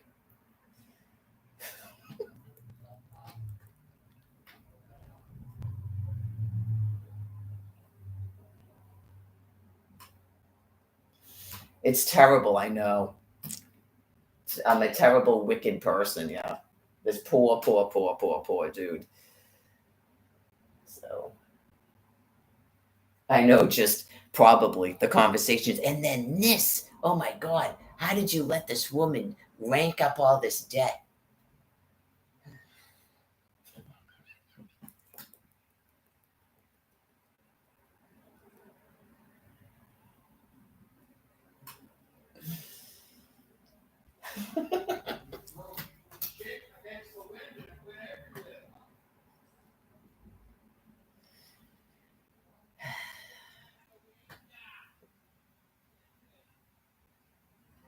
He said, take trips. I'm trying to get this person to divorce me. Like nothing. Embarrassment, spending all this money, sleeping around, none of it.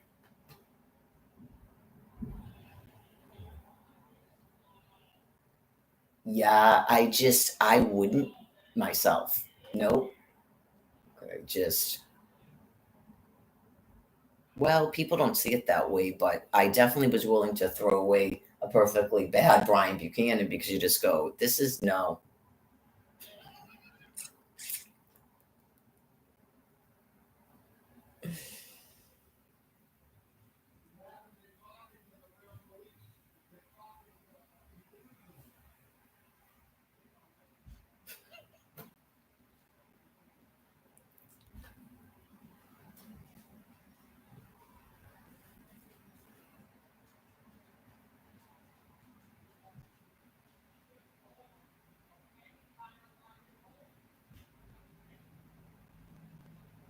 They probably don't.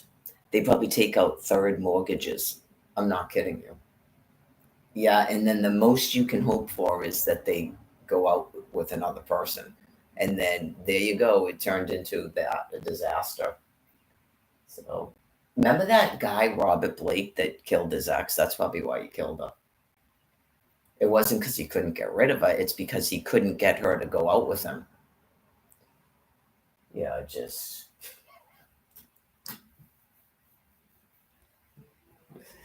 that is what they do.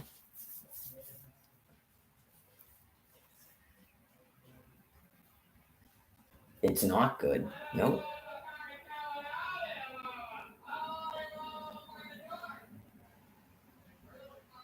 Yeah, I guess it's kind of terrible when a dude doesn't have any pride because that's why they're supposed to sort of have to. Is that what happened with Donald Trump? They're supposed to have to divorce you because it's just right. Even up, I'm not saying him, but it's plausible that even including giving you a huge, like not even fighting alimony, giving you a huge, making it seem like he's so happy to get rid of you because how is he going to get married again? How did he marry models after that?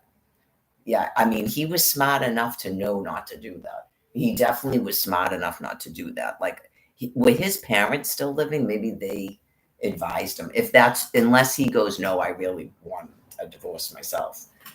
Yeah, maybe he was like, no, I wanted the divorce. But, anyways, but a situation like that, if you had another dude that had a bunch of money and stuff, and he divorced his wife and he didn't give her any flack, that's why. Someone probably went, dude, I just like a friend of his, if he was talking about it, and you go, it's inevitable. It's inevitable. Okay. So you've got to make a decision now. I mean, she's already done this. I mean, have you seen this? She's doing this intentionally. She clearly wants you to divorce her. I mean, she spent $10,000 on soap. Right. And then they probably, and then like here's a photograph of her on it. I mean, people are going to start seeing her cavorting with dudes. So she's clearly doing it purposely. because people with money know all this stuff, and you go, she's doing it intentionally. Because you won't divorce her. So you're worried about paying alimony? I don't think so, because she just racked up $50,000 in credit card debt because you won't divorce her. I don't think you're worried about alimony.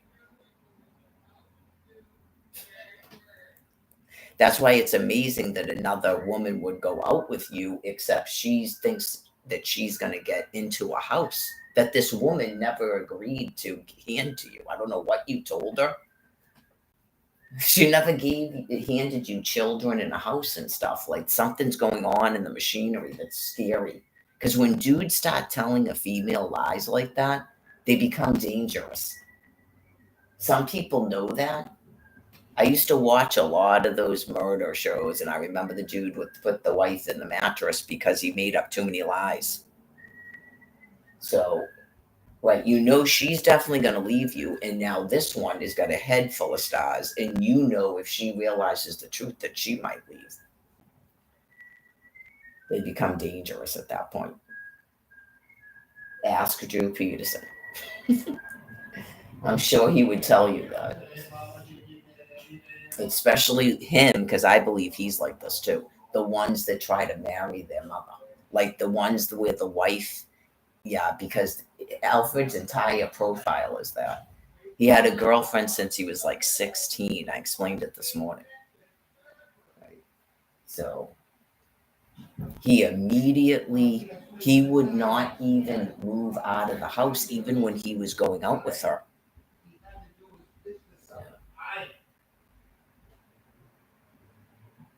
Some of them get like that. It's like the only way you can counsel them is that it looks bad the way that he's handling it. And just clearly, I mean, could you imagine Jay Avery? Because I remember the way he used to talk about Al when he was with Lois. He could have met an entirely different type of female had he not done it that way. It takes a special type of person to agree to go out with someone that's married and has all those minors, and he's still living in a house with his wife and refusing to divorce her. Just clearly she's with you for money, because that is like, no one does that but a gold digger. So you're going to have a problem when she finally realizes you don't actually have any money. There's going to be a problem. So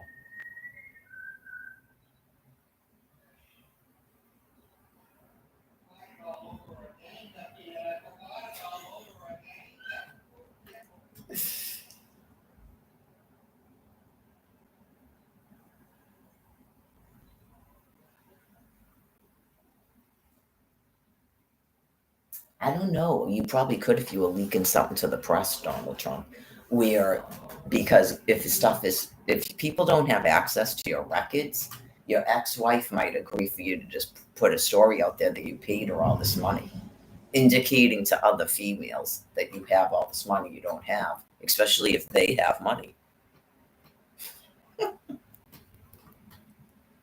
That's what you do, because people aren't supposed to be able to access that information. But people aren't supposed to be able to access your finances or your divorce agreement.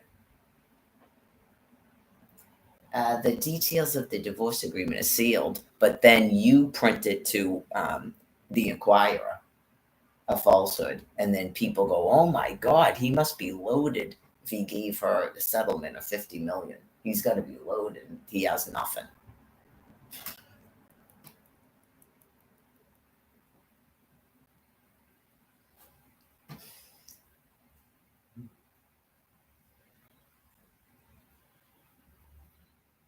Yeah, like Brian Buchanan. I'm brand new.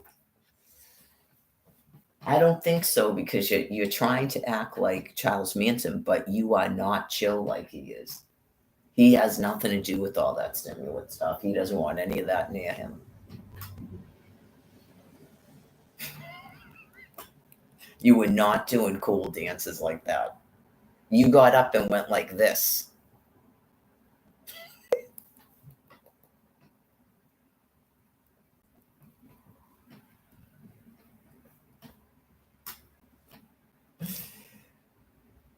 I don't know if I would do the brand new thing. That's a little bit even sort of like bold for me.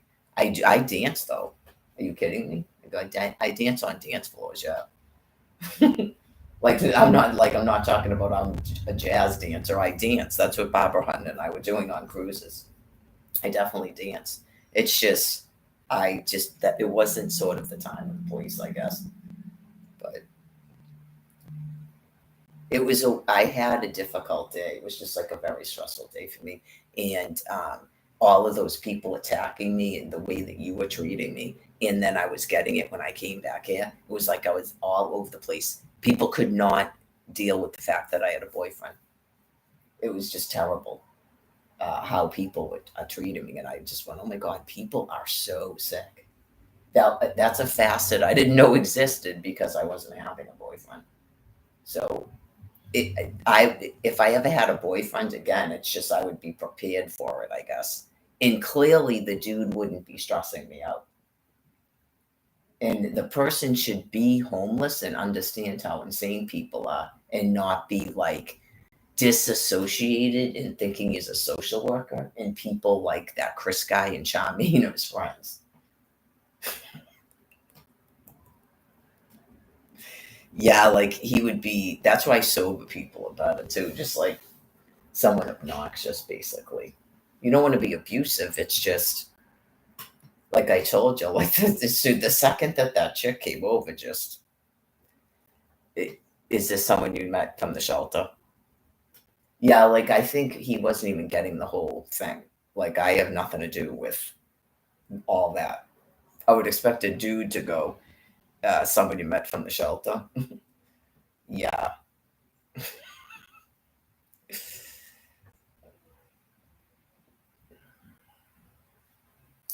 So, right, because otherwise I'd go.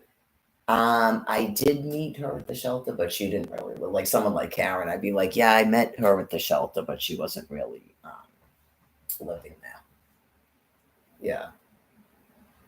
Well, you don't really want to talk like this in front of the person, but yeah, she has a history of drug use. Yeah, but she's not really a shelter chick. Yeah. She works and she goes to the fours and stuff. She's not really a shelter person. I don't think she's going to come up to you. I would have to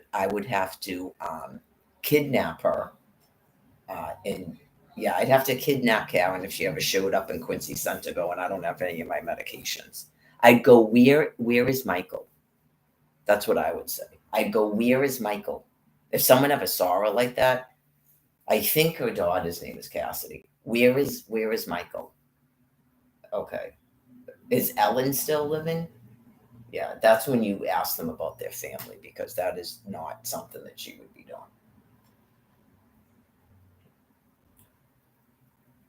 Yeah, that would she definitely would not be doing that. So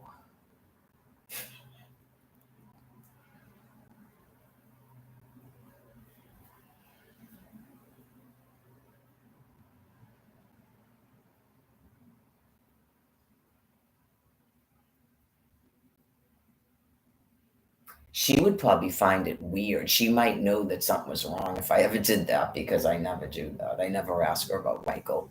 Obviously, she knows I have an interest in it, but I never once have gone, "Where's Michael? Or how's Michael doing?" I won't even ask her that. But she's always talking about her children, so you don't have to. Eventually, she'll start talking about them.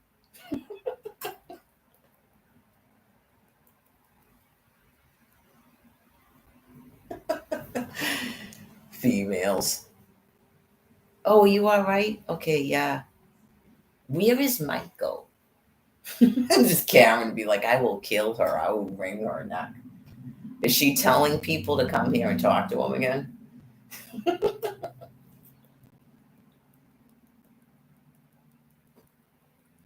I didn't do this. No. If she ever was doing that, like talking to someone about crack cocaine, and then someone goes, "Where is Michael?"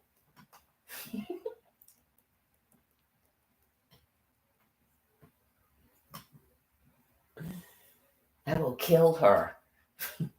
Did she send you in?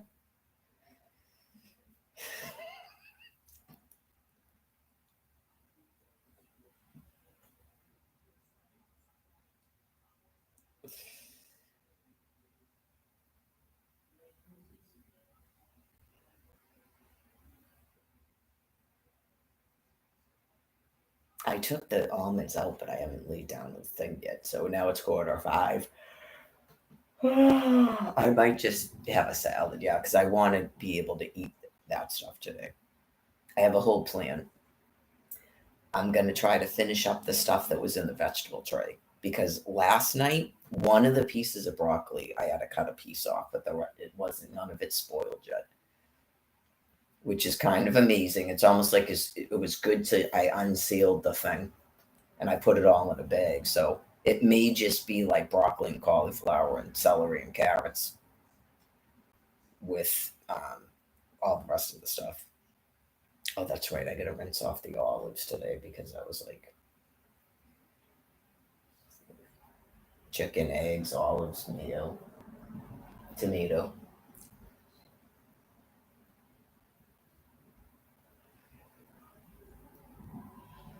I can't remember the negative thing at the beginning. I said it too because I go, that might be something to discuss after I go, unless I through the whole entire walk, I forget about it. Maybe I said if I'm lucky, I'll forget about it, and I did.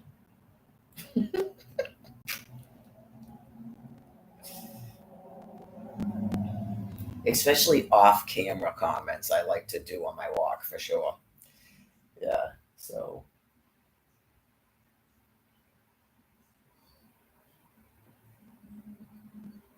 the walks are actually better. That's why if I was able to live stream the phone, if other people can hear it, it's not a private conversation. I know none of it's intended to be private. So it's not like I'm trying to teach people. I just remind you that I'm a hostage. So this is what I do, being a hostage. By this point, had these people not done this to me, I would be at this time of the year. I'd be getting ready to swim in my swimming pool. Right. I spend a time of a day cleaning my house and cutting my grass, and right, the children would be older, so I doubt I'd be doing the laundry still. But you never know. Sometimes when you have adult children, if they were in school or working or something, but you would hope, given the $40,000 a year in permanent alimony, they wouldn't have to be doing any of that, and I would have been able to protect all six of them in our home if people hadn't done this. Right? So, uh, right. So it's kind of good in terms of people to have an understanding. I think it's really better for my species to be reminded about the Passover and the extinction and not to worry about God's killing everyone when the wave of death begins, or sickening and passing on to get out of here for the rest of the Passover, whatever the case may be. Um, right. So, um, I think it's good for my species. Yeah, just in terms of like how damning it is. If you get worried that God's going to somehow give them another chance, it's really not about that. Wherever it is they're going, they'll be perfectly happy. It's not really about giving them another chance and stuff. They're not really happy in this bodily form. Okay, so they don't like the binder, a lot of them. So like I said, without that binder, they if it's explained to them, they probably can understand it. You can't really break out of the binder because you wouldn't talk or walk. Okay, I'm not even sure it's the same thing as a regular primate. They have a brain, right? So if you were out of the binder, you would probably just either be sitting nonverbal all day and night, being fed, but you wouldn't be able to talk or walk. So you can't really break out of the binder. Uh, so it goes along with the other symptoms, right? And if it's progressive, it leads to that. So, um,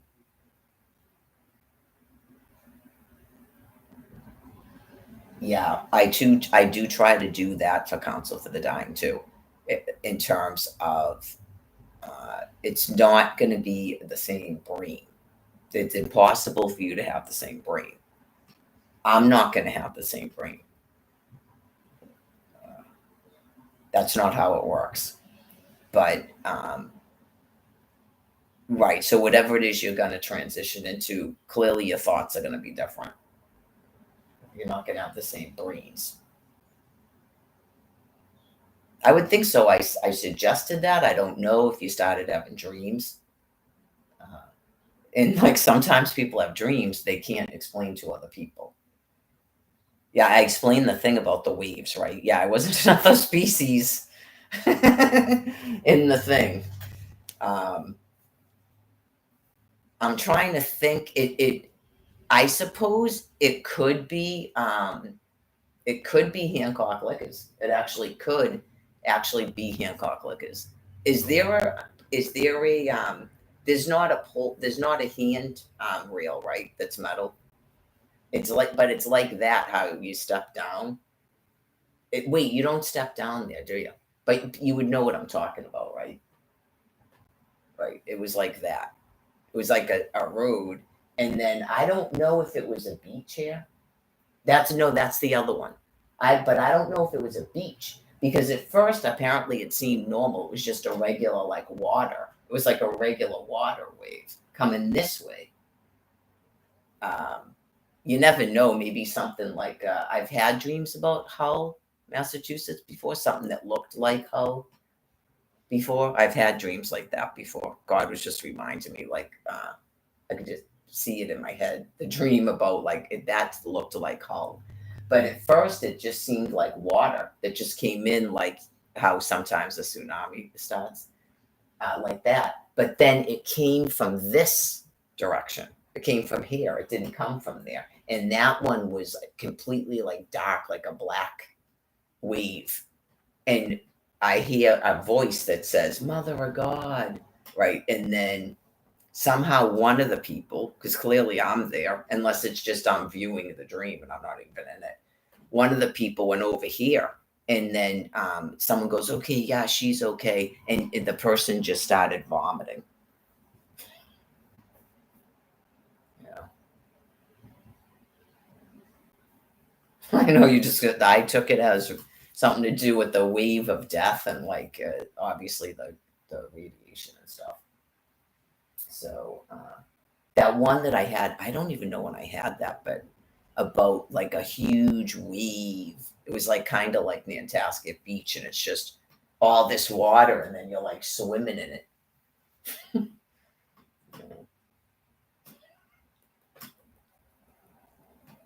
Stop it. I noticed. What's that? Not a platypus, the one that catches the fish. You know, the one with the, I just had it in my head, the ones with a pelican. Yeah, like a pelican. Don't they float on the thing? They have pelicans in Florida if you've never seen one.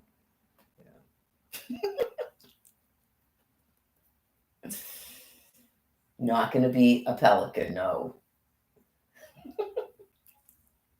Oh, that came up in the jog walk. Michael Foran. Like, okay, my mother and my daughter, and where is my wife during all of this?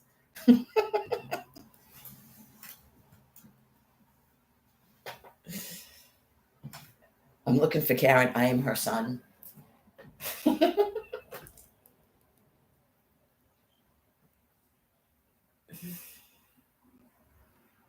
I know, just whoa.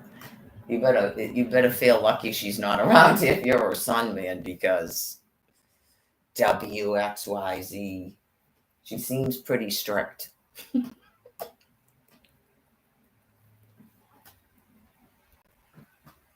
I don't think this is probably going to be acceptable behavior what I'm viewing here.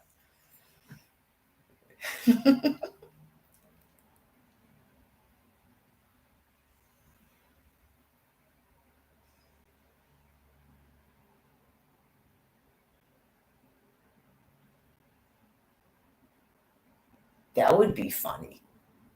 But it would probably be I don't know. I mean, sometimes God does funny things, but it would probably be funny like you're more like your mother than you think if that would happen to you as a man and you had a daughter and you're like and she's not around your mother like at all. And you're like, how is my daughter just like my mother?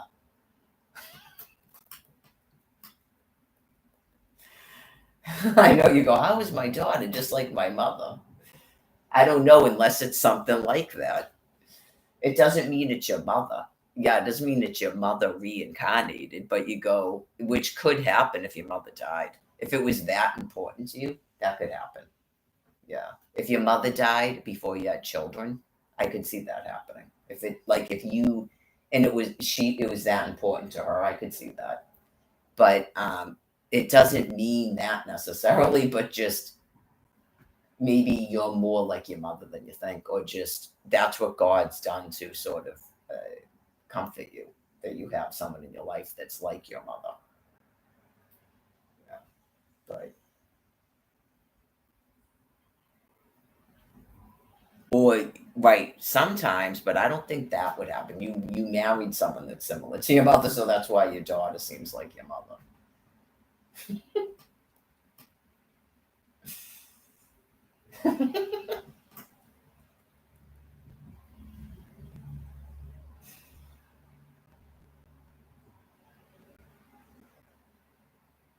So when they're little, sometimes maybe they're like that when they're little. Yeah.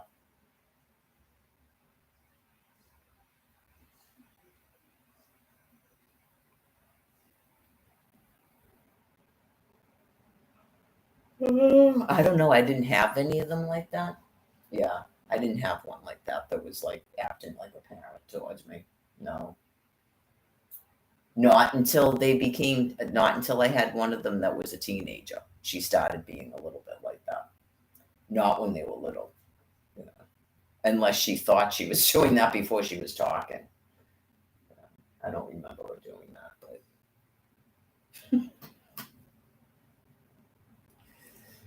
people with strong personalities eventually, when you, especially puberty and stuff, because you're about to become an adult yourself. So some of them, yeah, you're going to be a little bit. There was a lot of stuff going on in our lives at that time. It was right before I came up there.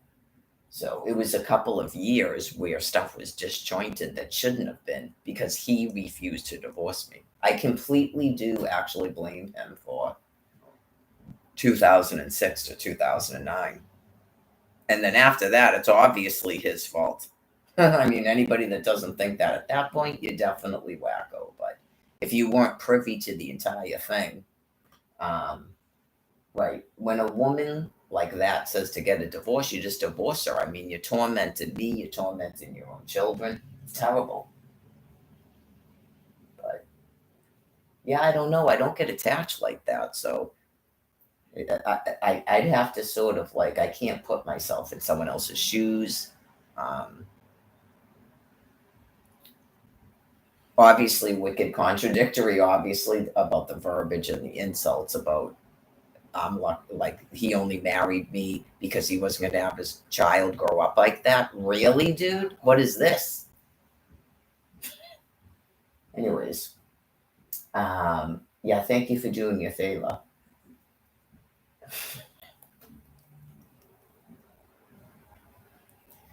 Thank you for rescuing me from my acceptance to Simmons College for nurse practitioner. Yeah, thank you for rescuing me from that because clearly I'd never be able to support myself without you.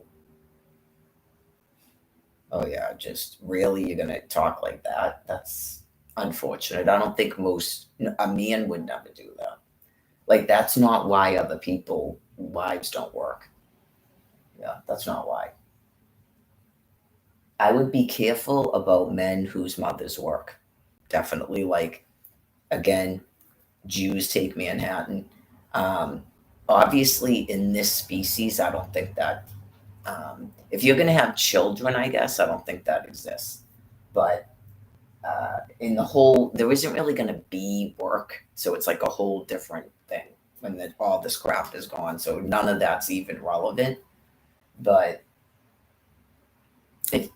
I would be really leery about marrying a man whose mother works. So they raise these males with a certain way that I don't believe they can actually come out of. And they tell a lot of lies when they're trying to get in your pants. They really do. They tell lies to themselves because it's like a female that wants a relationship to work. So certain things you can tell are lies about them, and that's one of them. What do you think about women working? Okay, what do you think about mothers? Do mothers work? Like they would have to really be adamant to explain to you about how they completely disagree with how their mother raised them. Like clearly that dude has no in touch with his own feelings and stuff. Like men that have gone through that process and just explain how their lives were completely fucked up because their mother had to have a career and whatever it was she was doing. They have to be aware of it and explain it to you, usually without even prompting. Right? Because otherwise, it's a whole different mindset. And if you ever had a child and you didn't want to work, you're going to be subject to extreme abuse. They're not going to want you to do it. And typically, men like that, if you go by Alfred, they're only doing it as a way to continue to isolate you and control you, not they actually believe in it as a concept. And you can see that by the fact that he immediately began dating a woman that worked. Right. So you go, why didn't you start dating some woman who was a single mother in the projects or on a Section 8 or was living on alimony herself? I mean, you're in Florida. Maybe he never thought of that. He's a dumb dummity because he wouldn't have conversations with me anymore. I think he should have known at that point that he was shooting himself in the foot. I know you just go, clearly, I just wanted a divorce. I never had any ill anything towards him. And then all of a sudden, because he turned into a woman scorned, he went out with some psycho. And then the two of them, their whole relationship is get married and destroy the children and get rid of the house and destroy the children. And they're spoiled. And I'm sure she contributed to that. She would have to, being a failure as a mother with her two children. But she would have to have that attitude that my children have been spoiled and protected and they don't know what it's like and da da da. All of that verbiage that was coming out of his mouth. I had no idea he was like that until I was already married and produced those children with him. I don't believe he started talking like that until I had all 6 of the children. And I knew that it was concerning and weird. Okay, that's a person that's going to purposely destroy his children's lives because he's got something wrong with them. And I explained to her 2 failed marriages, 2 failed children, and she works. She works, she drinks, socially at least, and smokes cigarettes.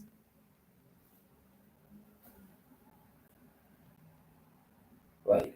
What's the chances she doesn't dabble in drug use? She clearly was dating dudes. She was divorced for 7 years, dating dudes she met on Match. Her first date with Alfred was alcoholic drinks with her friends.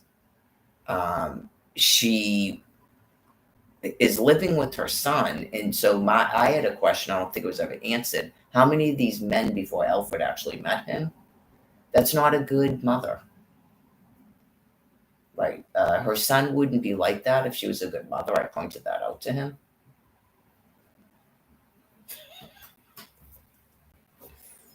She encouraged her daughter to live with her boyfriend and not get married because she's so ill.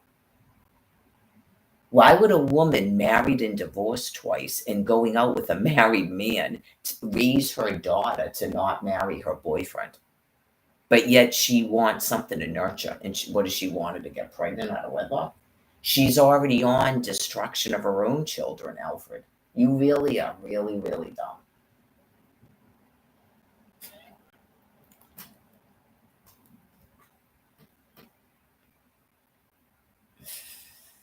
Probably, maybe she is like that, and that's why she was decided not to date. It doesn't make us bad. No, she had children, and she knew she wanted to have a career. She probably she didn't marry. I shouldn't say she didn't date. She didn't marry. Like she's probably just I'm never doing that again. It's probably never doing that again is probably what she was thinking.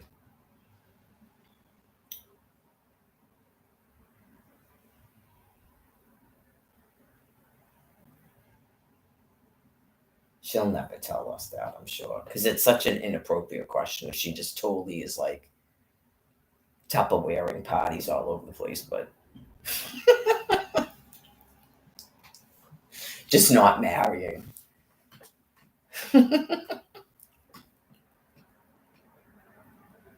It doesn't mean she is. No, she might tell you way too much, like Judy Garland did about singlehood and how she doesn't need a man. I mean, I totally get it, right? But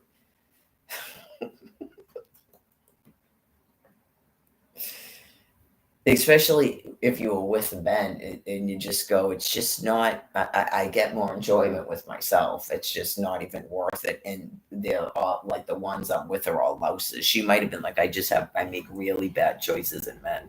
So I just,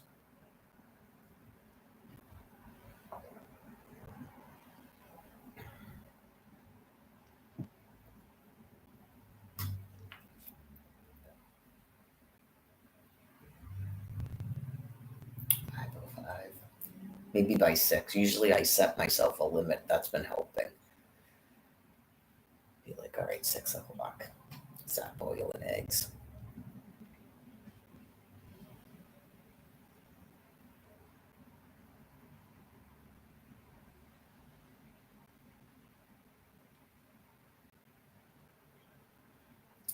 Is tomorrow the day it's supposed to cool down?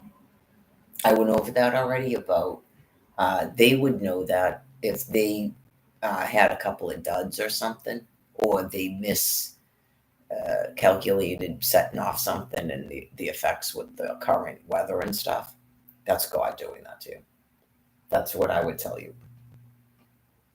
Only you know that. That's what I'm saying. If you set stuff off and that's what you were doing, and you go, why is it only this degrees and da da da da da? I would say that's why, because you started getting doubts in your head. And God's going, you really don't get this, which is humorous. I don't want to say that. That's mean. That's me, I think, being a joke, but who knows? Like, I thought it was funny when you guys stood at the tree and went like this. And then I had to eventually, because he's telling you to do it. That's why. He's telling you to do it, but you don't know it. And then it stops raining. I thought it was funny at that point.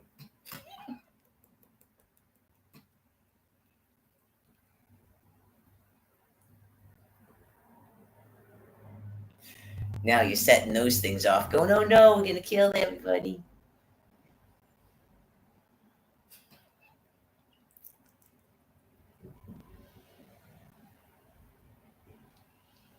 We're going to kill everybody. We weren't supposed to do it. Ah.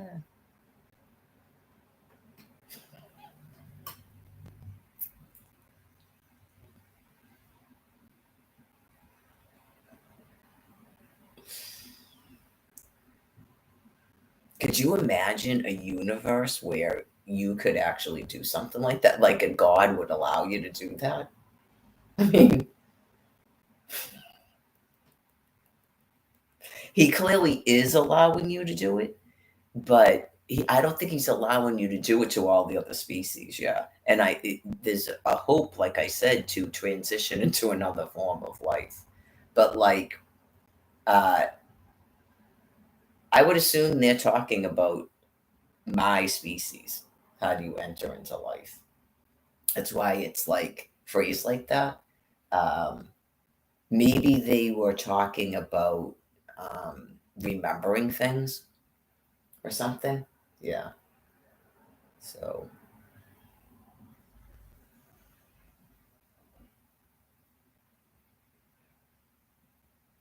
I guess if you seriously wanted to go non-existence, which I doubt, I guess that could happen too if that's what you really wanted in your yeah, in your mind. But I mean, it lacks biological sense. Yeah, it lacks biological sense. Like there's so many different forms of life that you would want to be alive somehow and not just be like nothing in this void. Like you'd at least want to be in a continual dream state, which to me is another species. Like if you had those thoughts in your head, like I want to live in a dream all the time. I want to be in a constant dream state. That's a different species. Clearly, that's possible. Whatever you think a dream state is, that's another species. That's how that brain is interpreted. What, like when you're asleep, that's just what your brain is doing in the sleep. That's your reality at the time because you're in a dream. I'm sure that's possible. Yeah. That would be a different species. You're still alive. You're alive when you're having a dream. You're not dead. So yeah, I mean, clearly, especially stuff in the ocean. I could see a lot of stuff going on in a constant dream state where you're in the ocean. Especially those. You ever have those ones where it's a treasure box? I've had those. I don't know about the money. I don't know if I've had a lot of ones where you find the money, but like the treasure box one I've had. That's probably in the ocean. Yeah. Probably like in the ocean swimming. There's all kinds of barnacles and stuff down there. If they're gonna pour all those cars down there, maybe you'll be converting stuff. Like, are you like scraping and you like to do all that? And you're putting up drywall and stuff. All of that stuff is possible in other species. It's the way that the brain is interpreting what you're doing. So I think dreams are good for that purpose. If you have dreams that are not realistic, and then you try to explain what you're doing in it, like if you go, but then it was like my leg, but I didn't have a leg. It was like a piece of celery.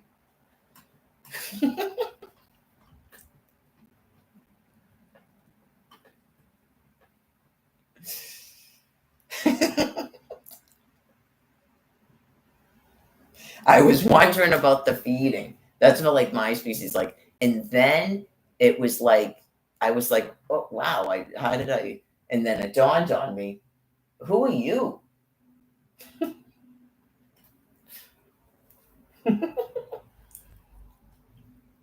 When they start going.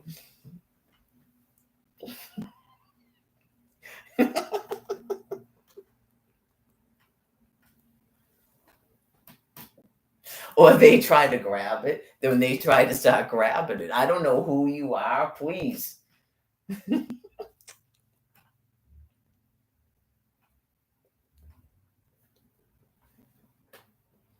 Usually usually I'm doing this, but it's not somebody else's arm typically.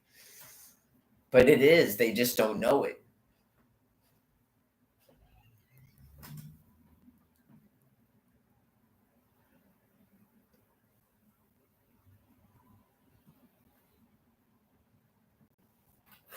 You know there is. You know there's old people somewhere doing that.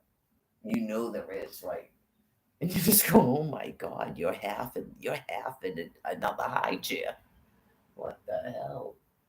This is stuff that sounds completely insane. You're like, you are half in another high chair already. Just usually I do this, and I remember I used to like try to do scientific experiments in the sink with the soap, and I'm gonna do this, and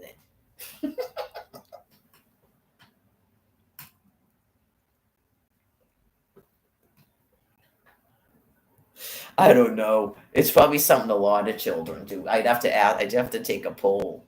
You're not in the laboratory. What is this?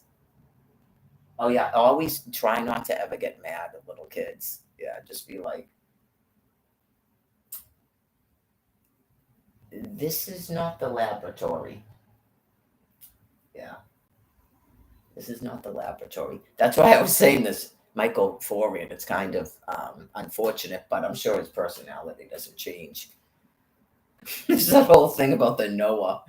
Do you want this as well? No. Right? Like you just go, oh boy, this guy is.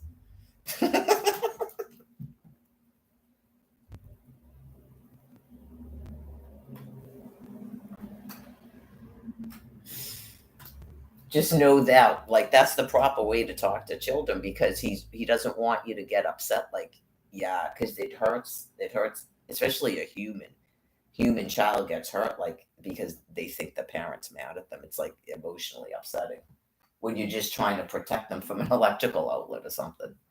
Yeah, you don't have to slap their hands and stuff. It's just I don't know if you know anything about human development. If you've read books, you just know calmly. Like you don't even say it like you're mad. Just it's like you're instructing them. That's not something to do.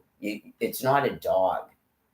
A human being's not a dog. Just know, right? You don't have to yell. You don't have to like people that are prone to yelling and stuff. Don't have children. I don't mean to be mean, but you really have to have like you have to know what you're doing basically. If you know that you're like that, okay, but you studied children like when you got your dog, that's one thing because you're probably going to make sure you don't do it, but make sure that you actually cannot do it because that becomes a nightmare for yourself. Like you're in that Farrah Fawcett film and don't have more than one child. When you have one and you realize you're doing it, don't have a second one. Okay, so, anyways, like say he does that, right? And then you look at the baby, looks at the sibling. He is he is really good at this.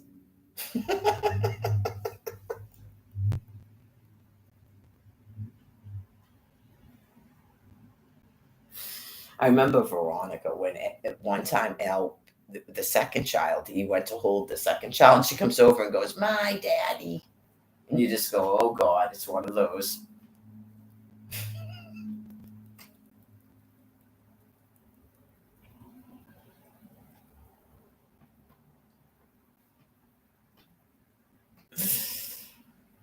Anyways, yeah, some of them do that. The second one, they don't like it.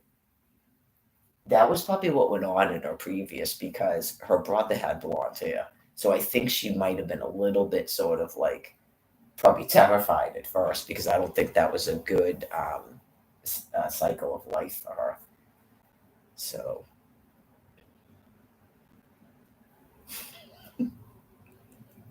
he's not really that good. Yeah, he's not really that good of a daddy, but I wasn't going to tell you that at 14 months because I didn't realize it myself.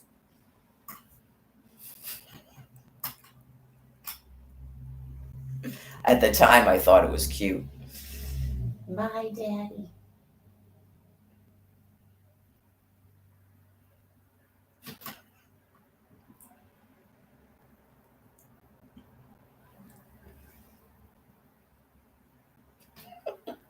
Allison. That's something she'd probably say. No, I don't think, no, probably not. If that's going to work out in a family unit, she's probably not like that.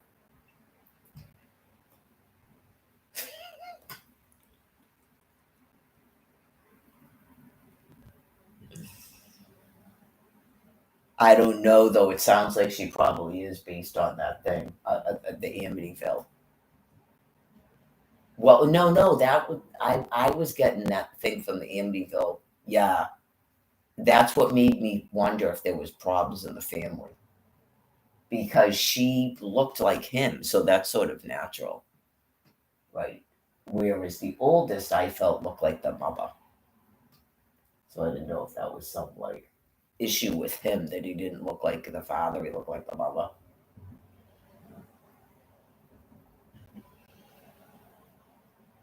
That came up in the walk.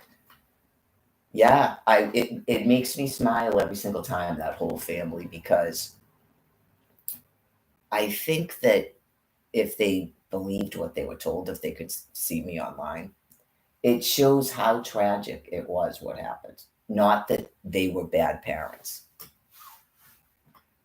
Yeah, like it's just sort of interesting that God would do that, where it was like every single member of that family uh, was located by me, unbeknownst to me.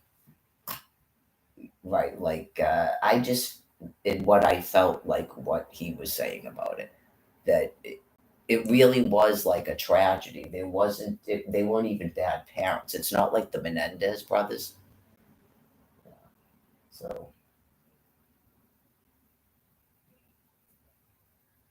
I don't know what she's going to be doing. I don't know what she does. She may not even be in the system. Yeah, just Michael clearly doesn't seem to be. I know you had the one that was the singer, but then you never see her or hear about it. So hopefully she's okay because it's been terrible. And I think she was in California, but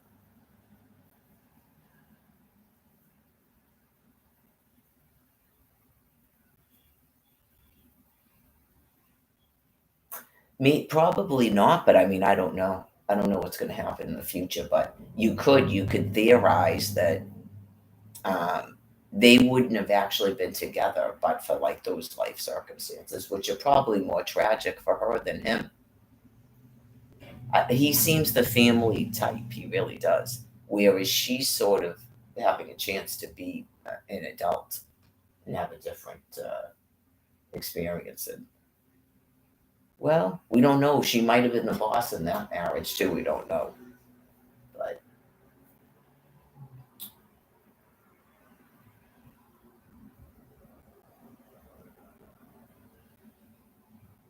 yeah, like everything that, like the watching of it and stuff, everything that I sort of felt I was being told, it, it I think that her father is responsible for screwing up the son, not her. So it's one of those things too where how do you get away from something like that? That's what it seemed like, got out of control. And then uh, apparently it seems like she was pregnant when she got married and they were both wicked young. And just the two of them seems to me like they were being controlled by her father. So yeah, that's a bit of a tragedy.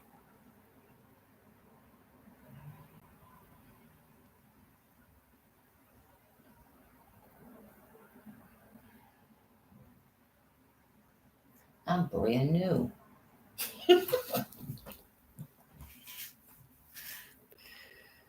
Didn't he say he had a wicked bad upbringing too? I'm brand new. Just la, la, la, la.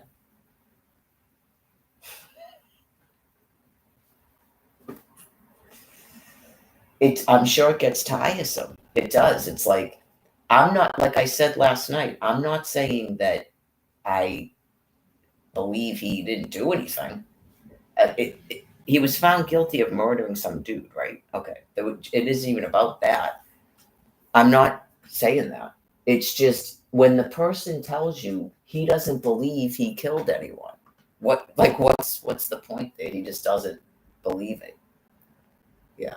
I don't know if I don't know if he forgot like that part of it, or like he thought they were just talking about the two murders, the Manson murders as they call them. I don't know if he got confused and thought they were just talking about that, or he literally was claiming he didn't murder that guy either. It looks bad for him if that's what he was saying. Yeah, like if anyone was still alive who worked at the courthouse and stuff, they might know. I don't know that from the wiki. I read the wiki, but I don't know if they have like any of his statements about that particular murder. That would have been what to ask him. And it's interesting in the things I saw, not that I've watched hours of it, they don't ask him about that. Okay, because I know you just go, you don't even know how to interview someone, because that's what I would have said. Right. What about like this? Did you plead guilty to this one? I know he might get mad. Um, well, I bring it up because are you doing that thing where you're brand new, like you felt that you uh, had like a rebirth, or like you asked for God's forgiveness, and so you're a different person now? Okay. That would be probably one of the things that anybody that's probably dealt with the criminals, if you ask them that first, and then that answers all your questions. They're not going to be discussing the other stuff. Like John Wayne Gacy did not want to do that. Okay. And then for his way of coping with what had happened, he felt that he was supposed to explain to you about child abuse and what happened to him. Like he felt that whatever he asked God about, that he felt he had an explanation from God about what happened to him and to explain that to you. And it seemed like you didn't give him a chance, which was probably frustrating. And then he probably had to be told he at least tried. Right. If they, even if they don't listen, you keep telling them. So that to me indicates a person who does feel guilty and did ask God for forgiveness, and that's why he was doing it. Sometimes, but he's not O.J. Simpson. Like sometimes, but why? If you were like, he just wants people to think that he's changed, really, or he really wanted to change. And then I mentioned the thing about his forehead. If anybody ever did testing on him, like what was his intelligence quotient, what was his psyche val, and if they did scans, yeah, because it looks like he could have had some sort of genetic defect, like a malformation or something in his skull, which I think I looked it up. I was trying to look it up to see if that's a thing that happens in birth defects in people that are cognitively reduced and stuff. That's all it takes is someone who's cognitively reduced to have a bad upbringing that's never dealt with, and then it just does all these weird things, which you compare to other people. And unless you actually listen to what the person's saying, you don't have a way of knowing why. Okay, but this person did that and they didn't go this way. Right. Once they admit to you they did something and they tell you where bodies are and blah, blah, blah, blah, uh, it's not really appropriate to have them keep doing that. In my opinion, like he already admitted it and like the person wanted to keep like it. That's part of the punishment. Like it's difficult for people to go, he was arrested. You have the bodies or the people that tell you where they put the bodies. He went on trial. He pled guilty. He was sentenced. He's in the place. He's going to get the death penalty. You're going to put him to death. So, what is it exactly you would like him to do at this point? I mean, just a continuous flow of regret and remorse and sorrow. That doesn't bring dead people back.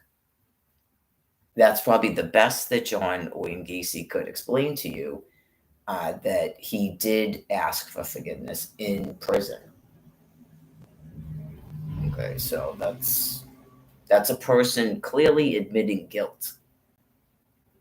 Yeah, like that interview I saw, it's a little bit different than Charles Manson because he didn't admit guilt. Apparently, did he ever admit guilt to anybody?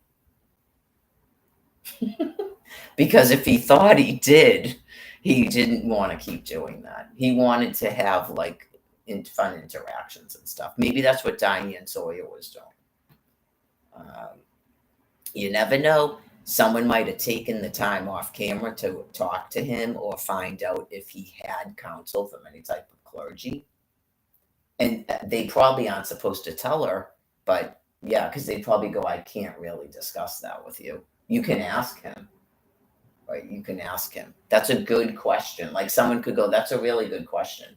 You should ask him that because I can't talk about anything that he talks to me about. Right?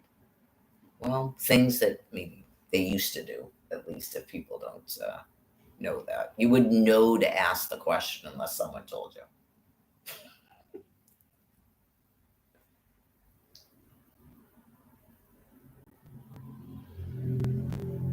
They're supposed to.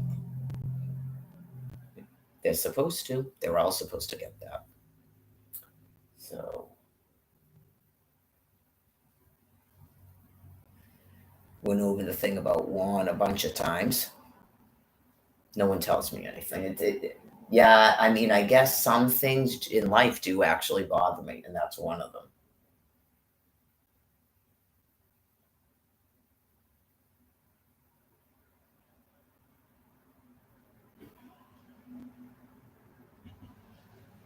I guess I'm kind of gonna presume that someone spoke to Charles Manson before he died, because that was a little bit later on, and it's a different type of case, and it's California. Not wasn't it Florida, the one? So yeah, like celebrities and stuff that were on the internet. Uh, yeah, I don't know if he stopped taking visitors or whatever, but that's a whole different thing. So I'm gonna presume that someone spoke to him about me. That other people, I don't know that.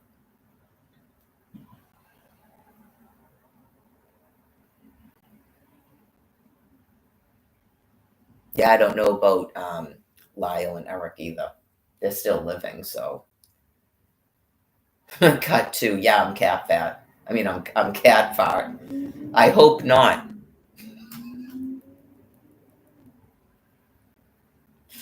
They would never let me talk to you guys. Yeah, they're not nice like that. That would make sense. I mentioned that a few years ago. Uh, yeah, they would.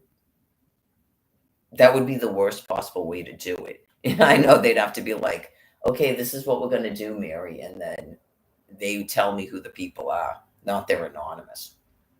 Yeah, they can't be anonymous. Mm-mm. I'm not a priest. That's why there's no thing here. Right? That's what priests do. I'm not a priest. So they can't be anonymous, no, because I'd have to look up if it was available, I'd have to look up their file before I was talking. Yeah, of course it matters.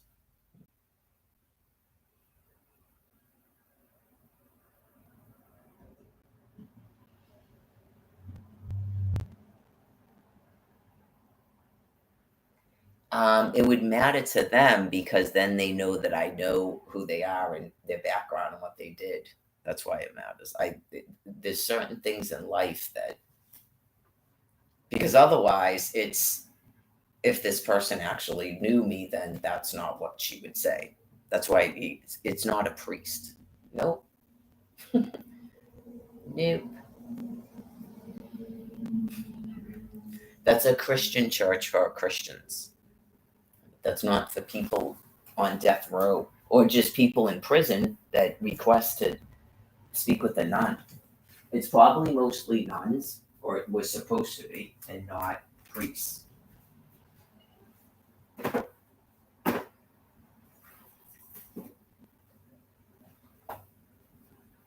It depends because I think I was talking about this a few years ago. It depends because some of them aren't going to deal too well with females, and then sometimes you can just tell. Um, you might be better off if you were going to visit with someone like that several times that you don't look at their file until after you meet them. It could interfere with what God tells you to do. If you do anything like I do, and you've been in the shelters all that time and you've noticed that it's sort of like God just tells you how to talk to different people and stuff. Um, I think that you should meet with them first and then look at their file. Yeah, if you're a person who does like I was just explaining, and you haven't been like attacked and raped all over the place, and you found that certain types of people like you or like your guidance and stuff like that, I would meet with them first because it could influence what you're doing, and then it's not going to work right. Well, because of what I do, especially when a lot of times it's people like right now, I'm talking about people that have committed heinous crimes. Um, it matters, right? Because of what I just said. It's doing a disservice if they're allowed to do it anonymously.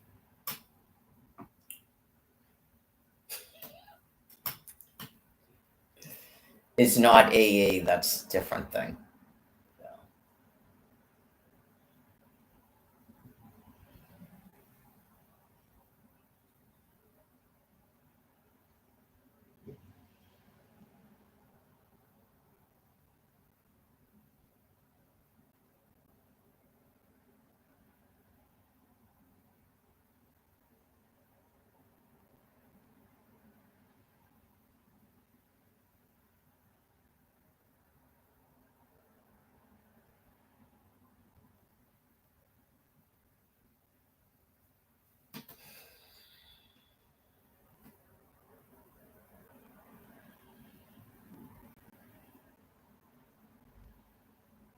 right, because I don't look at those people's files, but it probably would have been they probably would have liked it if I did. But um, right, because when I meet people at the shelter and stuff, I know nothing about them other than what they tell me. I didn't even go into the police station. I remember when I first started going out there, people used to tell me that. They'd go, "Have you been in the police station?" And I go, "No."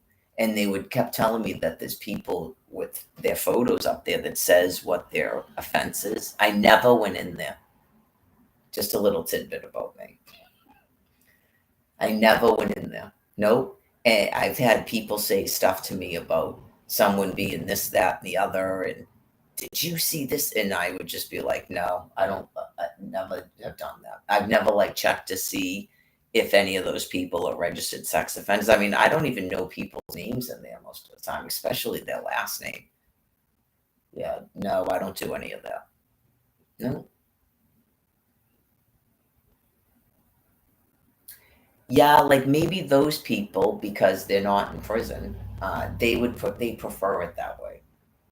Right, they prefer it like that way because they go, yeah, we already get that part. Like, we just prefer that you don't know that about us.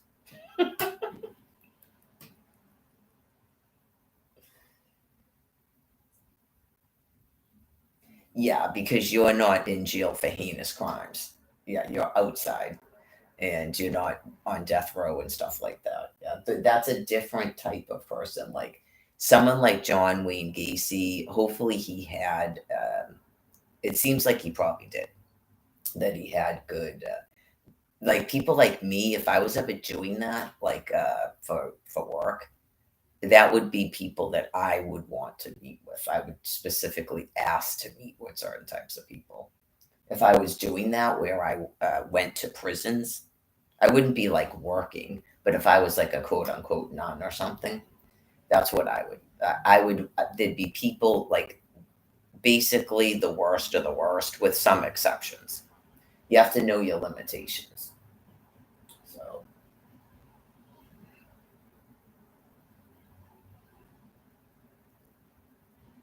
well, usually those ones, the wicked tragic ones, like Andrew Cunanan, that's how they end up. I just see it on a TV and cry, and then they end up killing themselves. You know it. So those are the ones who really would have needed to go to jail and then meet with someone like me. But it ends up like that. Those are the ones that are difficult. But I don't think John Wayne Gacy probably had a firearm. But he might have been a type of person who would have put on that. Remember the one that went in the mall and he was like in full like tactical gear and stuff? He probably wasn't even a cop. That was a couple. That was like not just a couple of years ago. I've been saying that about everything. That was probably like a decade ago.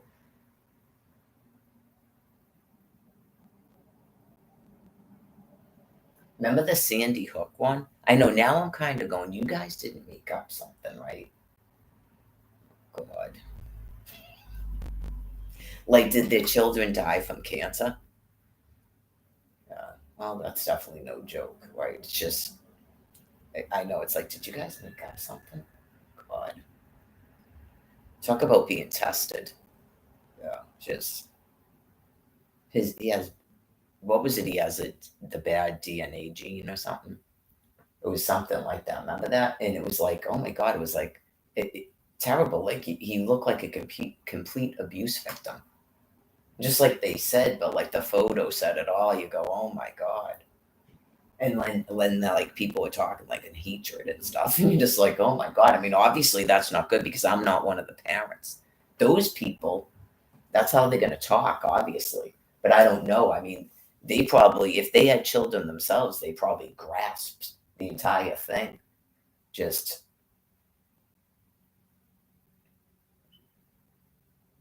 I gotta go put the eggs on. It's not that I can tell they're getting way too relaxed, like I'm gonna fall asleep. So I gotta do the foods. I brought bananas up here last night. They're still sitting there. I have the option later on. Um, what's this thing? No, I don't have the option of chocolate sunflower butter. It's going to be next month.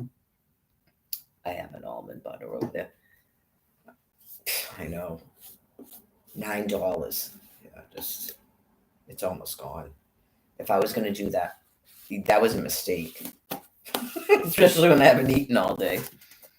Um, I know I really shouldn't because it's so expensive, but I might get another one for next month. I love that stuff. Oh yeah, I love that stuff, man. I could eat jars and jars and jars of that.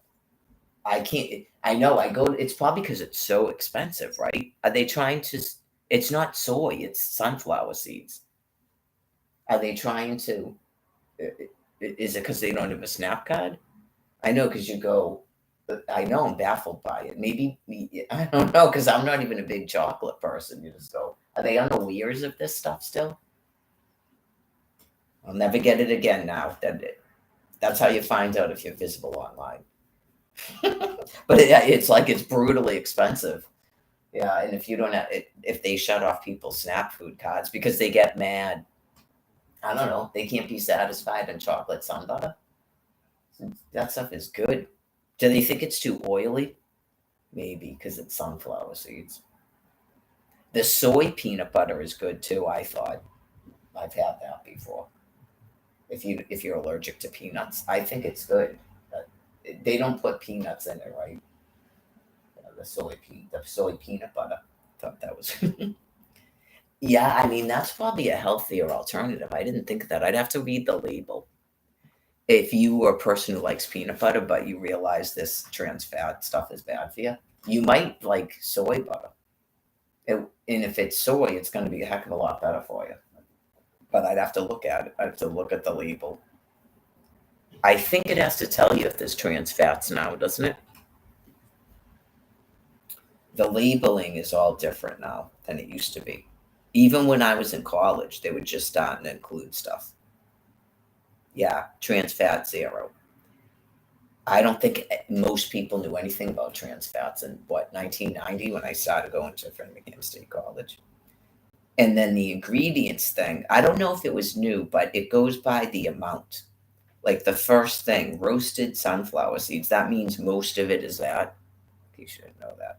It goes by the amount. Unless they changed it, it's supposed to go by the amount. And so the next thing is cane sugar. So this, and then the next thing is unsweetened chocolate, cocoa butter, sunflower, lectin, salt, and vanilla flavor. It's supposed to go in order in decreasing value.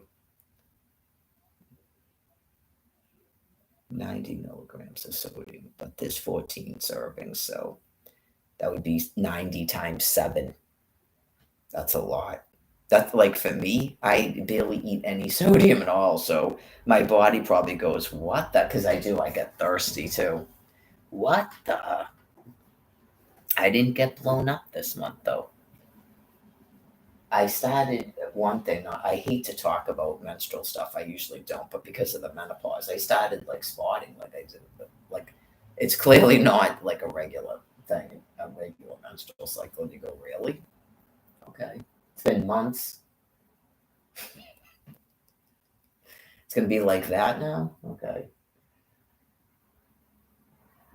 I do. I always go. I think about the estrogen now. I go, what was I doing that could even happen?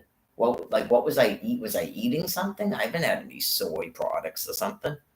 Must just be just random.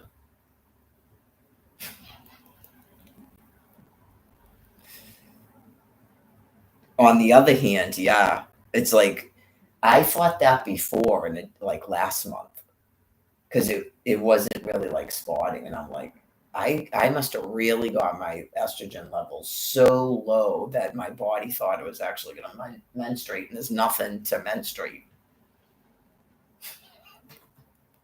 You have to have the other stuff that builds up a liner, and then it disperses. It like rejects out the liner, but it has to be. You have to build up a liner at some point if it have anything coming out. Nice try, uterus. Nice try.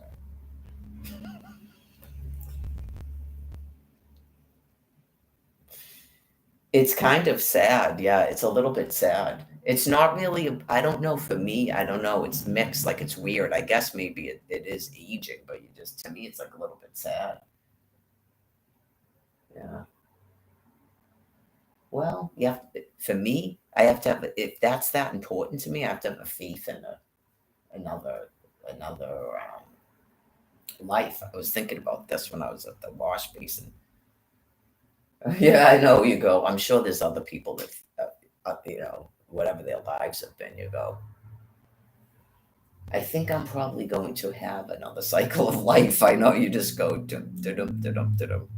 I'm not really concerned about it. Right, God would have to be like terrible, and I think some people think God is terrible, but that's not my thought idea about the Creator. The Creator would have to be completely just. And look at all these people doing this. I mean, most of the stuff they're doing is not stuff I want to do anyway. But you just go, look at all these people doing all this stuff. You're so dumb. That's probably what they think. You're so dumb. You're just wasting your life. Number one, they sort of have done this to me. It's not exactly a choice. Number two, I'm not really sure exactly what I would be doing. Yeah, like I immediately left everything I was doing, not the children, but it has to do with like the world. I immediately, like, I was supposed to just met Allah and then go home, like I did, in case people like still getting mixed up about the timetables of about what happened. I came up here in February, and then I tried to go back in like a week or two, and he wouldn't let me return. I was negotiating basically with a hostage taker, threatening my children's lives from February to April. It took me 2 months to get back. Not I stayed up here for those months. It was basically a week or two. Right. So, anyways, then in November is when those DCF charges came. And he was having me sign those taxes I was talking about. Between February and April, he was trying to get me to sign papers, bankruptcy papers for a divorce. I'm not kidding you. He wanted the children to forge my signature on tax returns. How about if you let me return and then maybe I'll sign your taxes? Get it? Okay, like that's spooky. So I get back there in April, and by October, I'm asking him what's going on with the taxes because he's saying he did an extension. Okay, he may have completely made it up, like he already forged the children's signatures. Get it? Because I had to ask him about it by like October. Okay, and then he finally brings papers over that I signed. I don't even look at them, but I can see their tax forms. He probably had already filed them, not he filed for an extension, but whatever. So then all of a sudden in November, and there's emails at that time too, because he's being contacted by DCF. You're being contacted by them? Okay. Because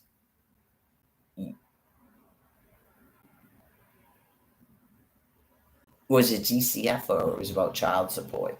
I know the whole thing was sort of like, I'm trying to get a divorce. Yeah, I'm trying, like, I can't remember exactly what was in the emails, but you're like, you almost want to go, dude, what the fuck is wrong with you? Like, I told you before I went to the state because you told me you didn't have any fucking money. So if you and your girlfriend were lying, I don't know why you didn't divorce me or you didn't tell me at that time that you were lying. I told you I was going to the state to get health insurance for the children. You didn't even give your children fucking health insurance. They needed eyeglasses. Remember, I set up a dental appointment. I didn't have health insurance. I had to get food stamps. Why am I on food stamps? What's the disconnect of going on? You're telling me you don't have money to divorce me and pay child support. So how am I supposed to live with 6 children? How am I supposed to be doing that? Oh yeah, just He was doing the Mary Kennedy squeeze on me, clearly. So when you do stuff that stupid, I don't know what you folks are doing. Okay? I know I'm trying to work 2 works. I'm working 7 days a week, trying to keep a household going, children off to school, and 3 dogs. And you are refusing to divorce me, and you keep telling me that you have no money. Okay, then I went to the state to get health insurance. How else would I get health insurance and stuff for the 6 children? Anyways, so apparently they must have got confused and went after him for like a DOR. Because I remember the woman goes, we can't do anything about the alimony, but we can go after him for the child support. Because this is the thing, they said they were going to start sanctioning me. That's what they told me, because I wouldn't go after him for child support. So get it? It's almost like people made a mistake because they have dementia, and they absolutely refused to correct that mistake for 13 fucking years. My entire life has been destroyed because of this. Okay? So in Florida, that office is probably the same thing as the DTA office. Okay, so that's what I'm telling you. You have people that destroyed a woman and 6 minors' lives, literally. And they're going to keep running around, and they just keep making it fucking worse. Okay, so I didn't know the shit that they were doing until, was it after? It was after I was flown up here. This is what happens. They almost had me murdered. They have him, they call him into court because he tells me. He's telling me he's going to shut my utilities off for the 2nd time, because he did it while I was up here between February and April. Oh, just a heads up, because you went to the state, I may not be able to pay the utilities there. Like, he was completely gone in his fucking head. That's how he was talking to me. So because I went to the state, because I have no way to fucking live here with these children, you might shut my utilities off again? Okay. Because he was paying the electric bill. How the fuck would I pay an electric bill working at Magic Kingdom in the dental office? Right, that's his fucking responsibility. Anyways, so he threatened to shut the shit all off again because I went to them for, was I trying to get cash at that point? Because at first I wasn't even asking for that. I know you go, why didn't you just divorce me or pay me fucking money? That is what people do. Anyways, apparently he went to court, right? And the very next day, because he told me they're calling me into court. Yeah, they're calling you into court. What the fuck is this, dude? I've been trying to get a divorce from you since 2006. I wasn't ever going to go to somebody for fucking assistance. It's 2011. Okay? So apparently, I don't know this. I don't know what happens at court, but he's the one who told me they would drag him into court. They didn't tell me that. He could have showed up at the house and fucking killed me. That's what I'm telling you. How are they even bringing him to court when we're married? You can't DOR a fucking married man. Okay? So apparently the DCF showed up the very next fucking day, and people still keep acting like that's normal. He didn't do it? Then how did they show up the next fucking day after he's in court? And I think did he bring a lawyer? Okay. So yeah, when after they came, I called him and he shows up and I go, because obviously I called him. I'm not subjecting my children to be fucking taken by DCF. Have you met Karen from the fucking shelter? DCF took her and her husband 6 fucking children from them. 6 minors they took from them because they were in a house where they couldn't pay their fucking electric bill. People need to fucking listen to reality and understand nuclear weapons and Almighty God. We can't do anything to defend ourselves. What the fuck would we do? No, it's all good. Take your COVID checks.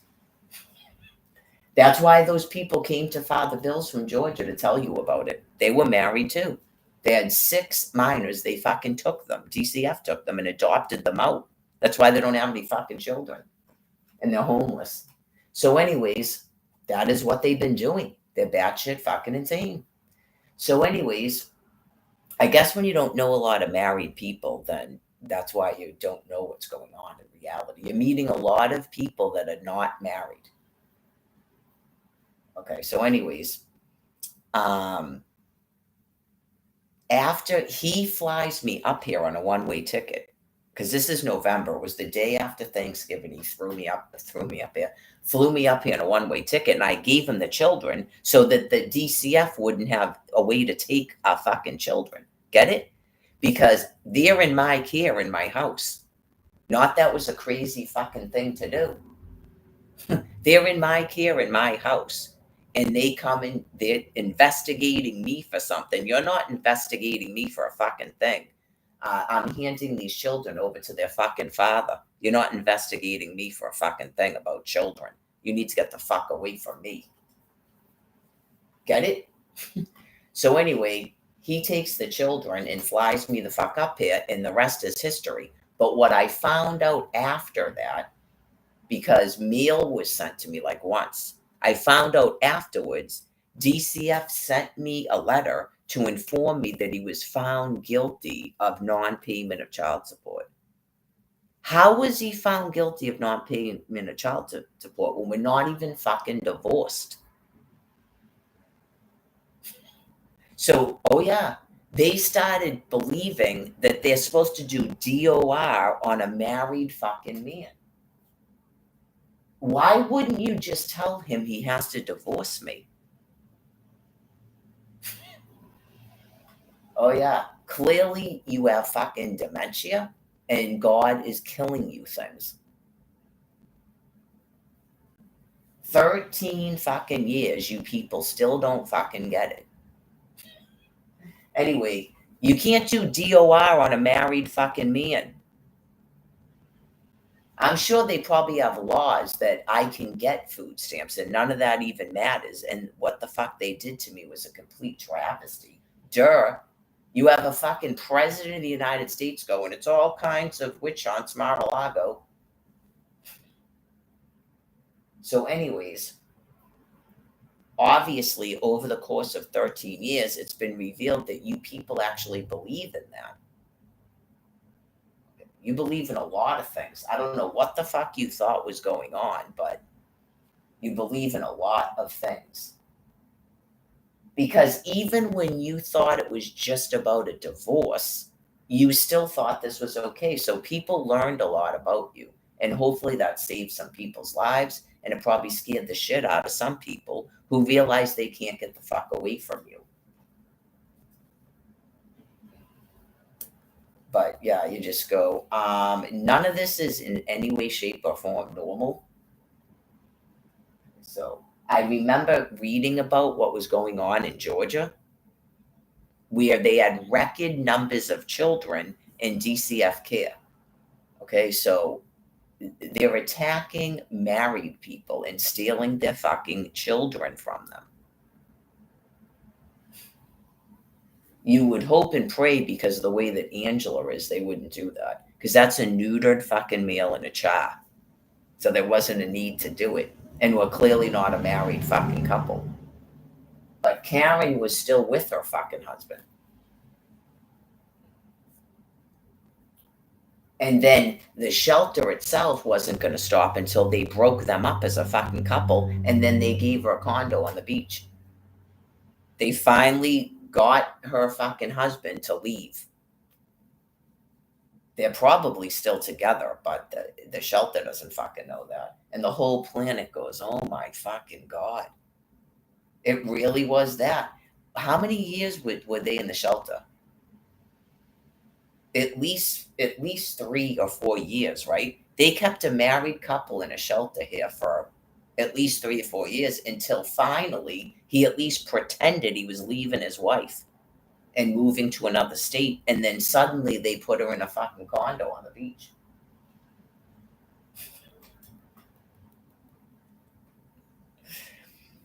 Anyways, yeah, just I don't know what they think I'm supposed to do. You need to ask them that. They'll never probably admit to you the shit they're doing. What exactly is Mary Lagore supposed to be doing? Because she didn't have children or a fucking husband when she showed up there. Like, what exactly is she supposed to be doing? Because Karen and her husband finally went, this is what we're going to do. And then you finally gave her fucking housing.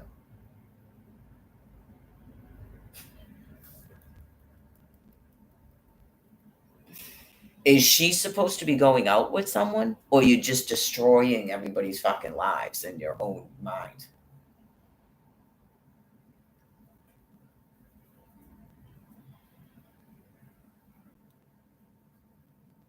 Hopefully, I don't know how, I think it's been less time for her.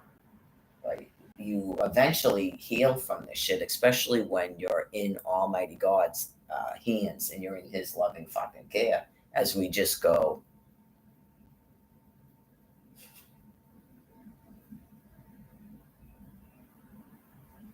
It seems gruesome. I kind of don't like it, but obviously, as a group, all of the people that have had this happen to them, you just go, if ever in your life you could do something to get rid of these things, I'm sure you would, but you probably wouldn't have had children, right? I wouldn't have.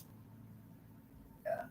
Like, is there any other way to do this besides we birth children and they fucking steal them from us? Okay, because apparently not.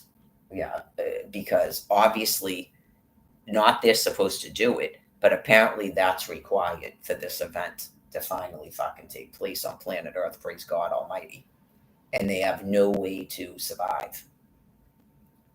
So, like I said, the people that are going to end up remaining on planet Earth in these physical bodies, most of these topics are not going to exist ever again, because I do not believe my species does certain things. And one of the main things is abusing children. Okay, and a lot of people's problems stem from that. It's a very sort of cyclic a thing that happens because it fucks up a person, and then they pay it forward and pay it forward because no intervention ever comes to stop it. So, especially the wicked isolating family groups, but because primates do weird stuff. Okay, so with all the primates gone, no one's even making a human being sick like that with all the primates gone. They don't abuse children, right? They don't trap people in relationships. They don't starve people. They don't destroy people's lives. That's all just, I still don't believe a human being can be a psychopath. So, yeah, just obviously John Wayne Gacy was pretty messed up. I don't know if that's even psychopathy. Uh, People can be wickedly mentally insane, like Jeffrey Dahmer explained, but not be a psychopath. Yeah, like especially if they feel they're in some weird thing where they're actually in a relationship with that person, but and then they're sort of like killing them and saving them and stacking them away and stuff like that, like the children in a house.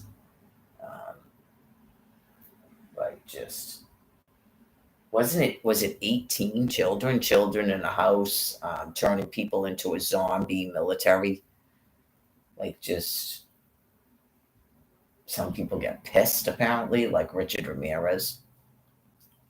Cannot answer that at this time. He probably would tell you they're not people. That's probably what he'd say. He'd probably go, clearly I'm not exactly proud of all this, but I got to have a place to live and I got to have food. You can't tell how skinny I am. Okay. So they're not people. He might tell you he screened them and they're not people. Jeffrey Dahmer seems way too nice to be saying that. Right? Just he seemed way more nice and remorseful because he had total like sociopathy, which I think is like rare. Yeah, just like, but forced. Like he was so abused, he basically completely trained himself to numb out any reactions because whoever is responsible for raising that was horrifyingly sick. Sort of like this, right? Just a horrifyingly sick person that just can't stop correcting and blocking and screaming and like trying to get off on the child, like reacting. Yeah, like trying to get off on a kid crying and stuff. And he completely trains himself not to react to it. I think that's a pretty rare condition. So, just he completely shut himself off because he was like completely abused, just a horrifying manner of it. And then, because clearly for him to be doing that to people, he was taught to do that. So, unfortunately, even though he taught himself not to let that person get at him, he still turned into the same thing. So, that must have been disappointing, I'm sure.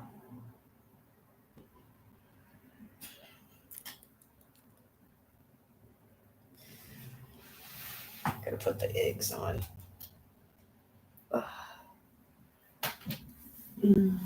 I think I might do my other walk tomorrow, and then I'm thinking I'll probably do one Friday since I took Monday off. That will get me to the food pantry again. Goes by fast. Right. Oh, yeah. Let me do a line since I got this coconut stuff. Start soaking it.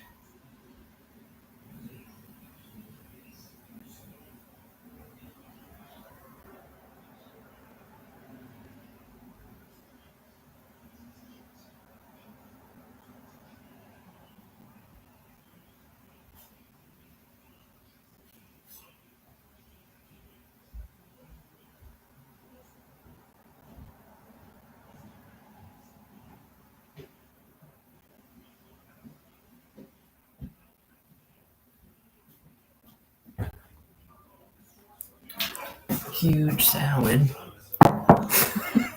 Let's see if I can eat this all at once. I'm not sure.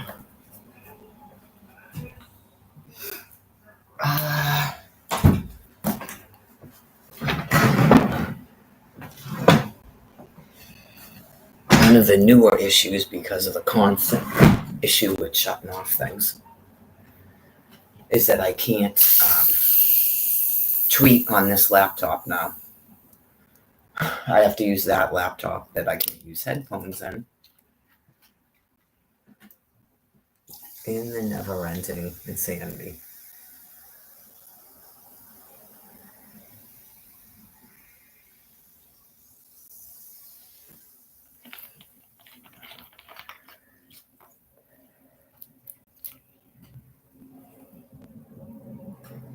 I would think so. I would think the excuse that we're teaching people that we're supposed to appreciate free speech days are over. I would say that excuse is expired a while ago. About simple blocking behaviors. All right, so crap. Now there's gonna be mayonnaise all over the fork. That's an issue. I guess I'll have to shut this off to eat. Let's see, shut this off.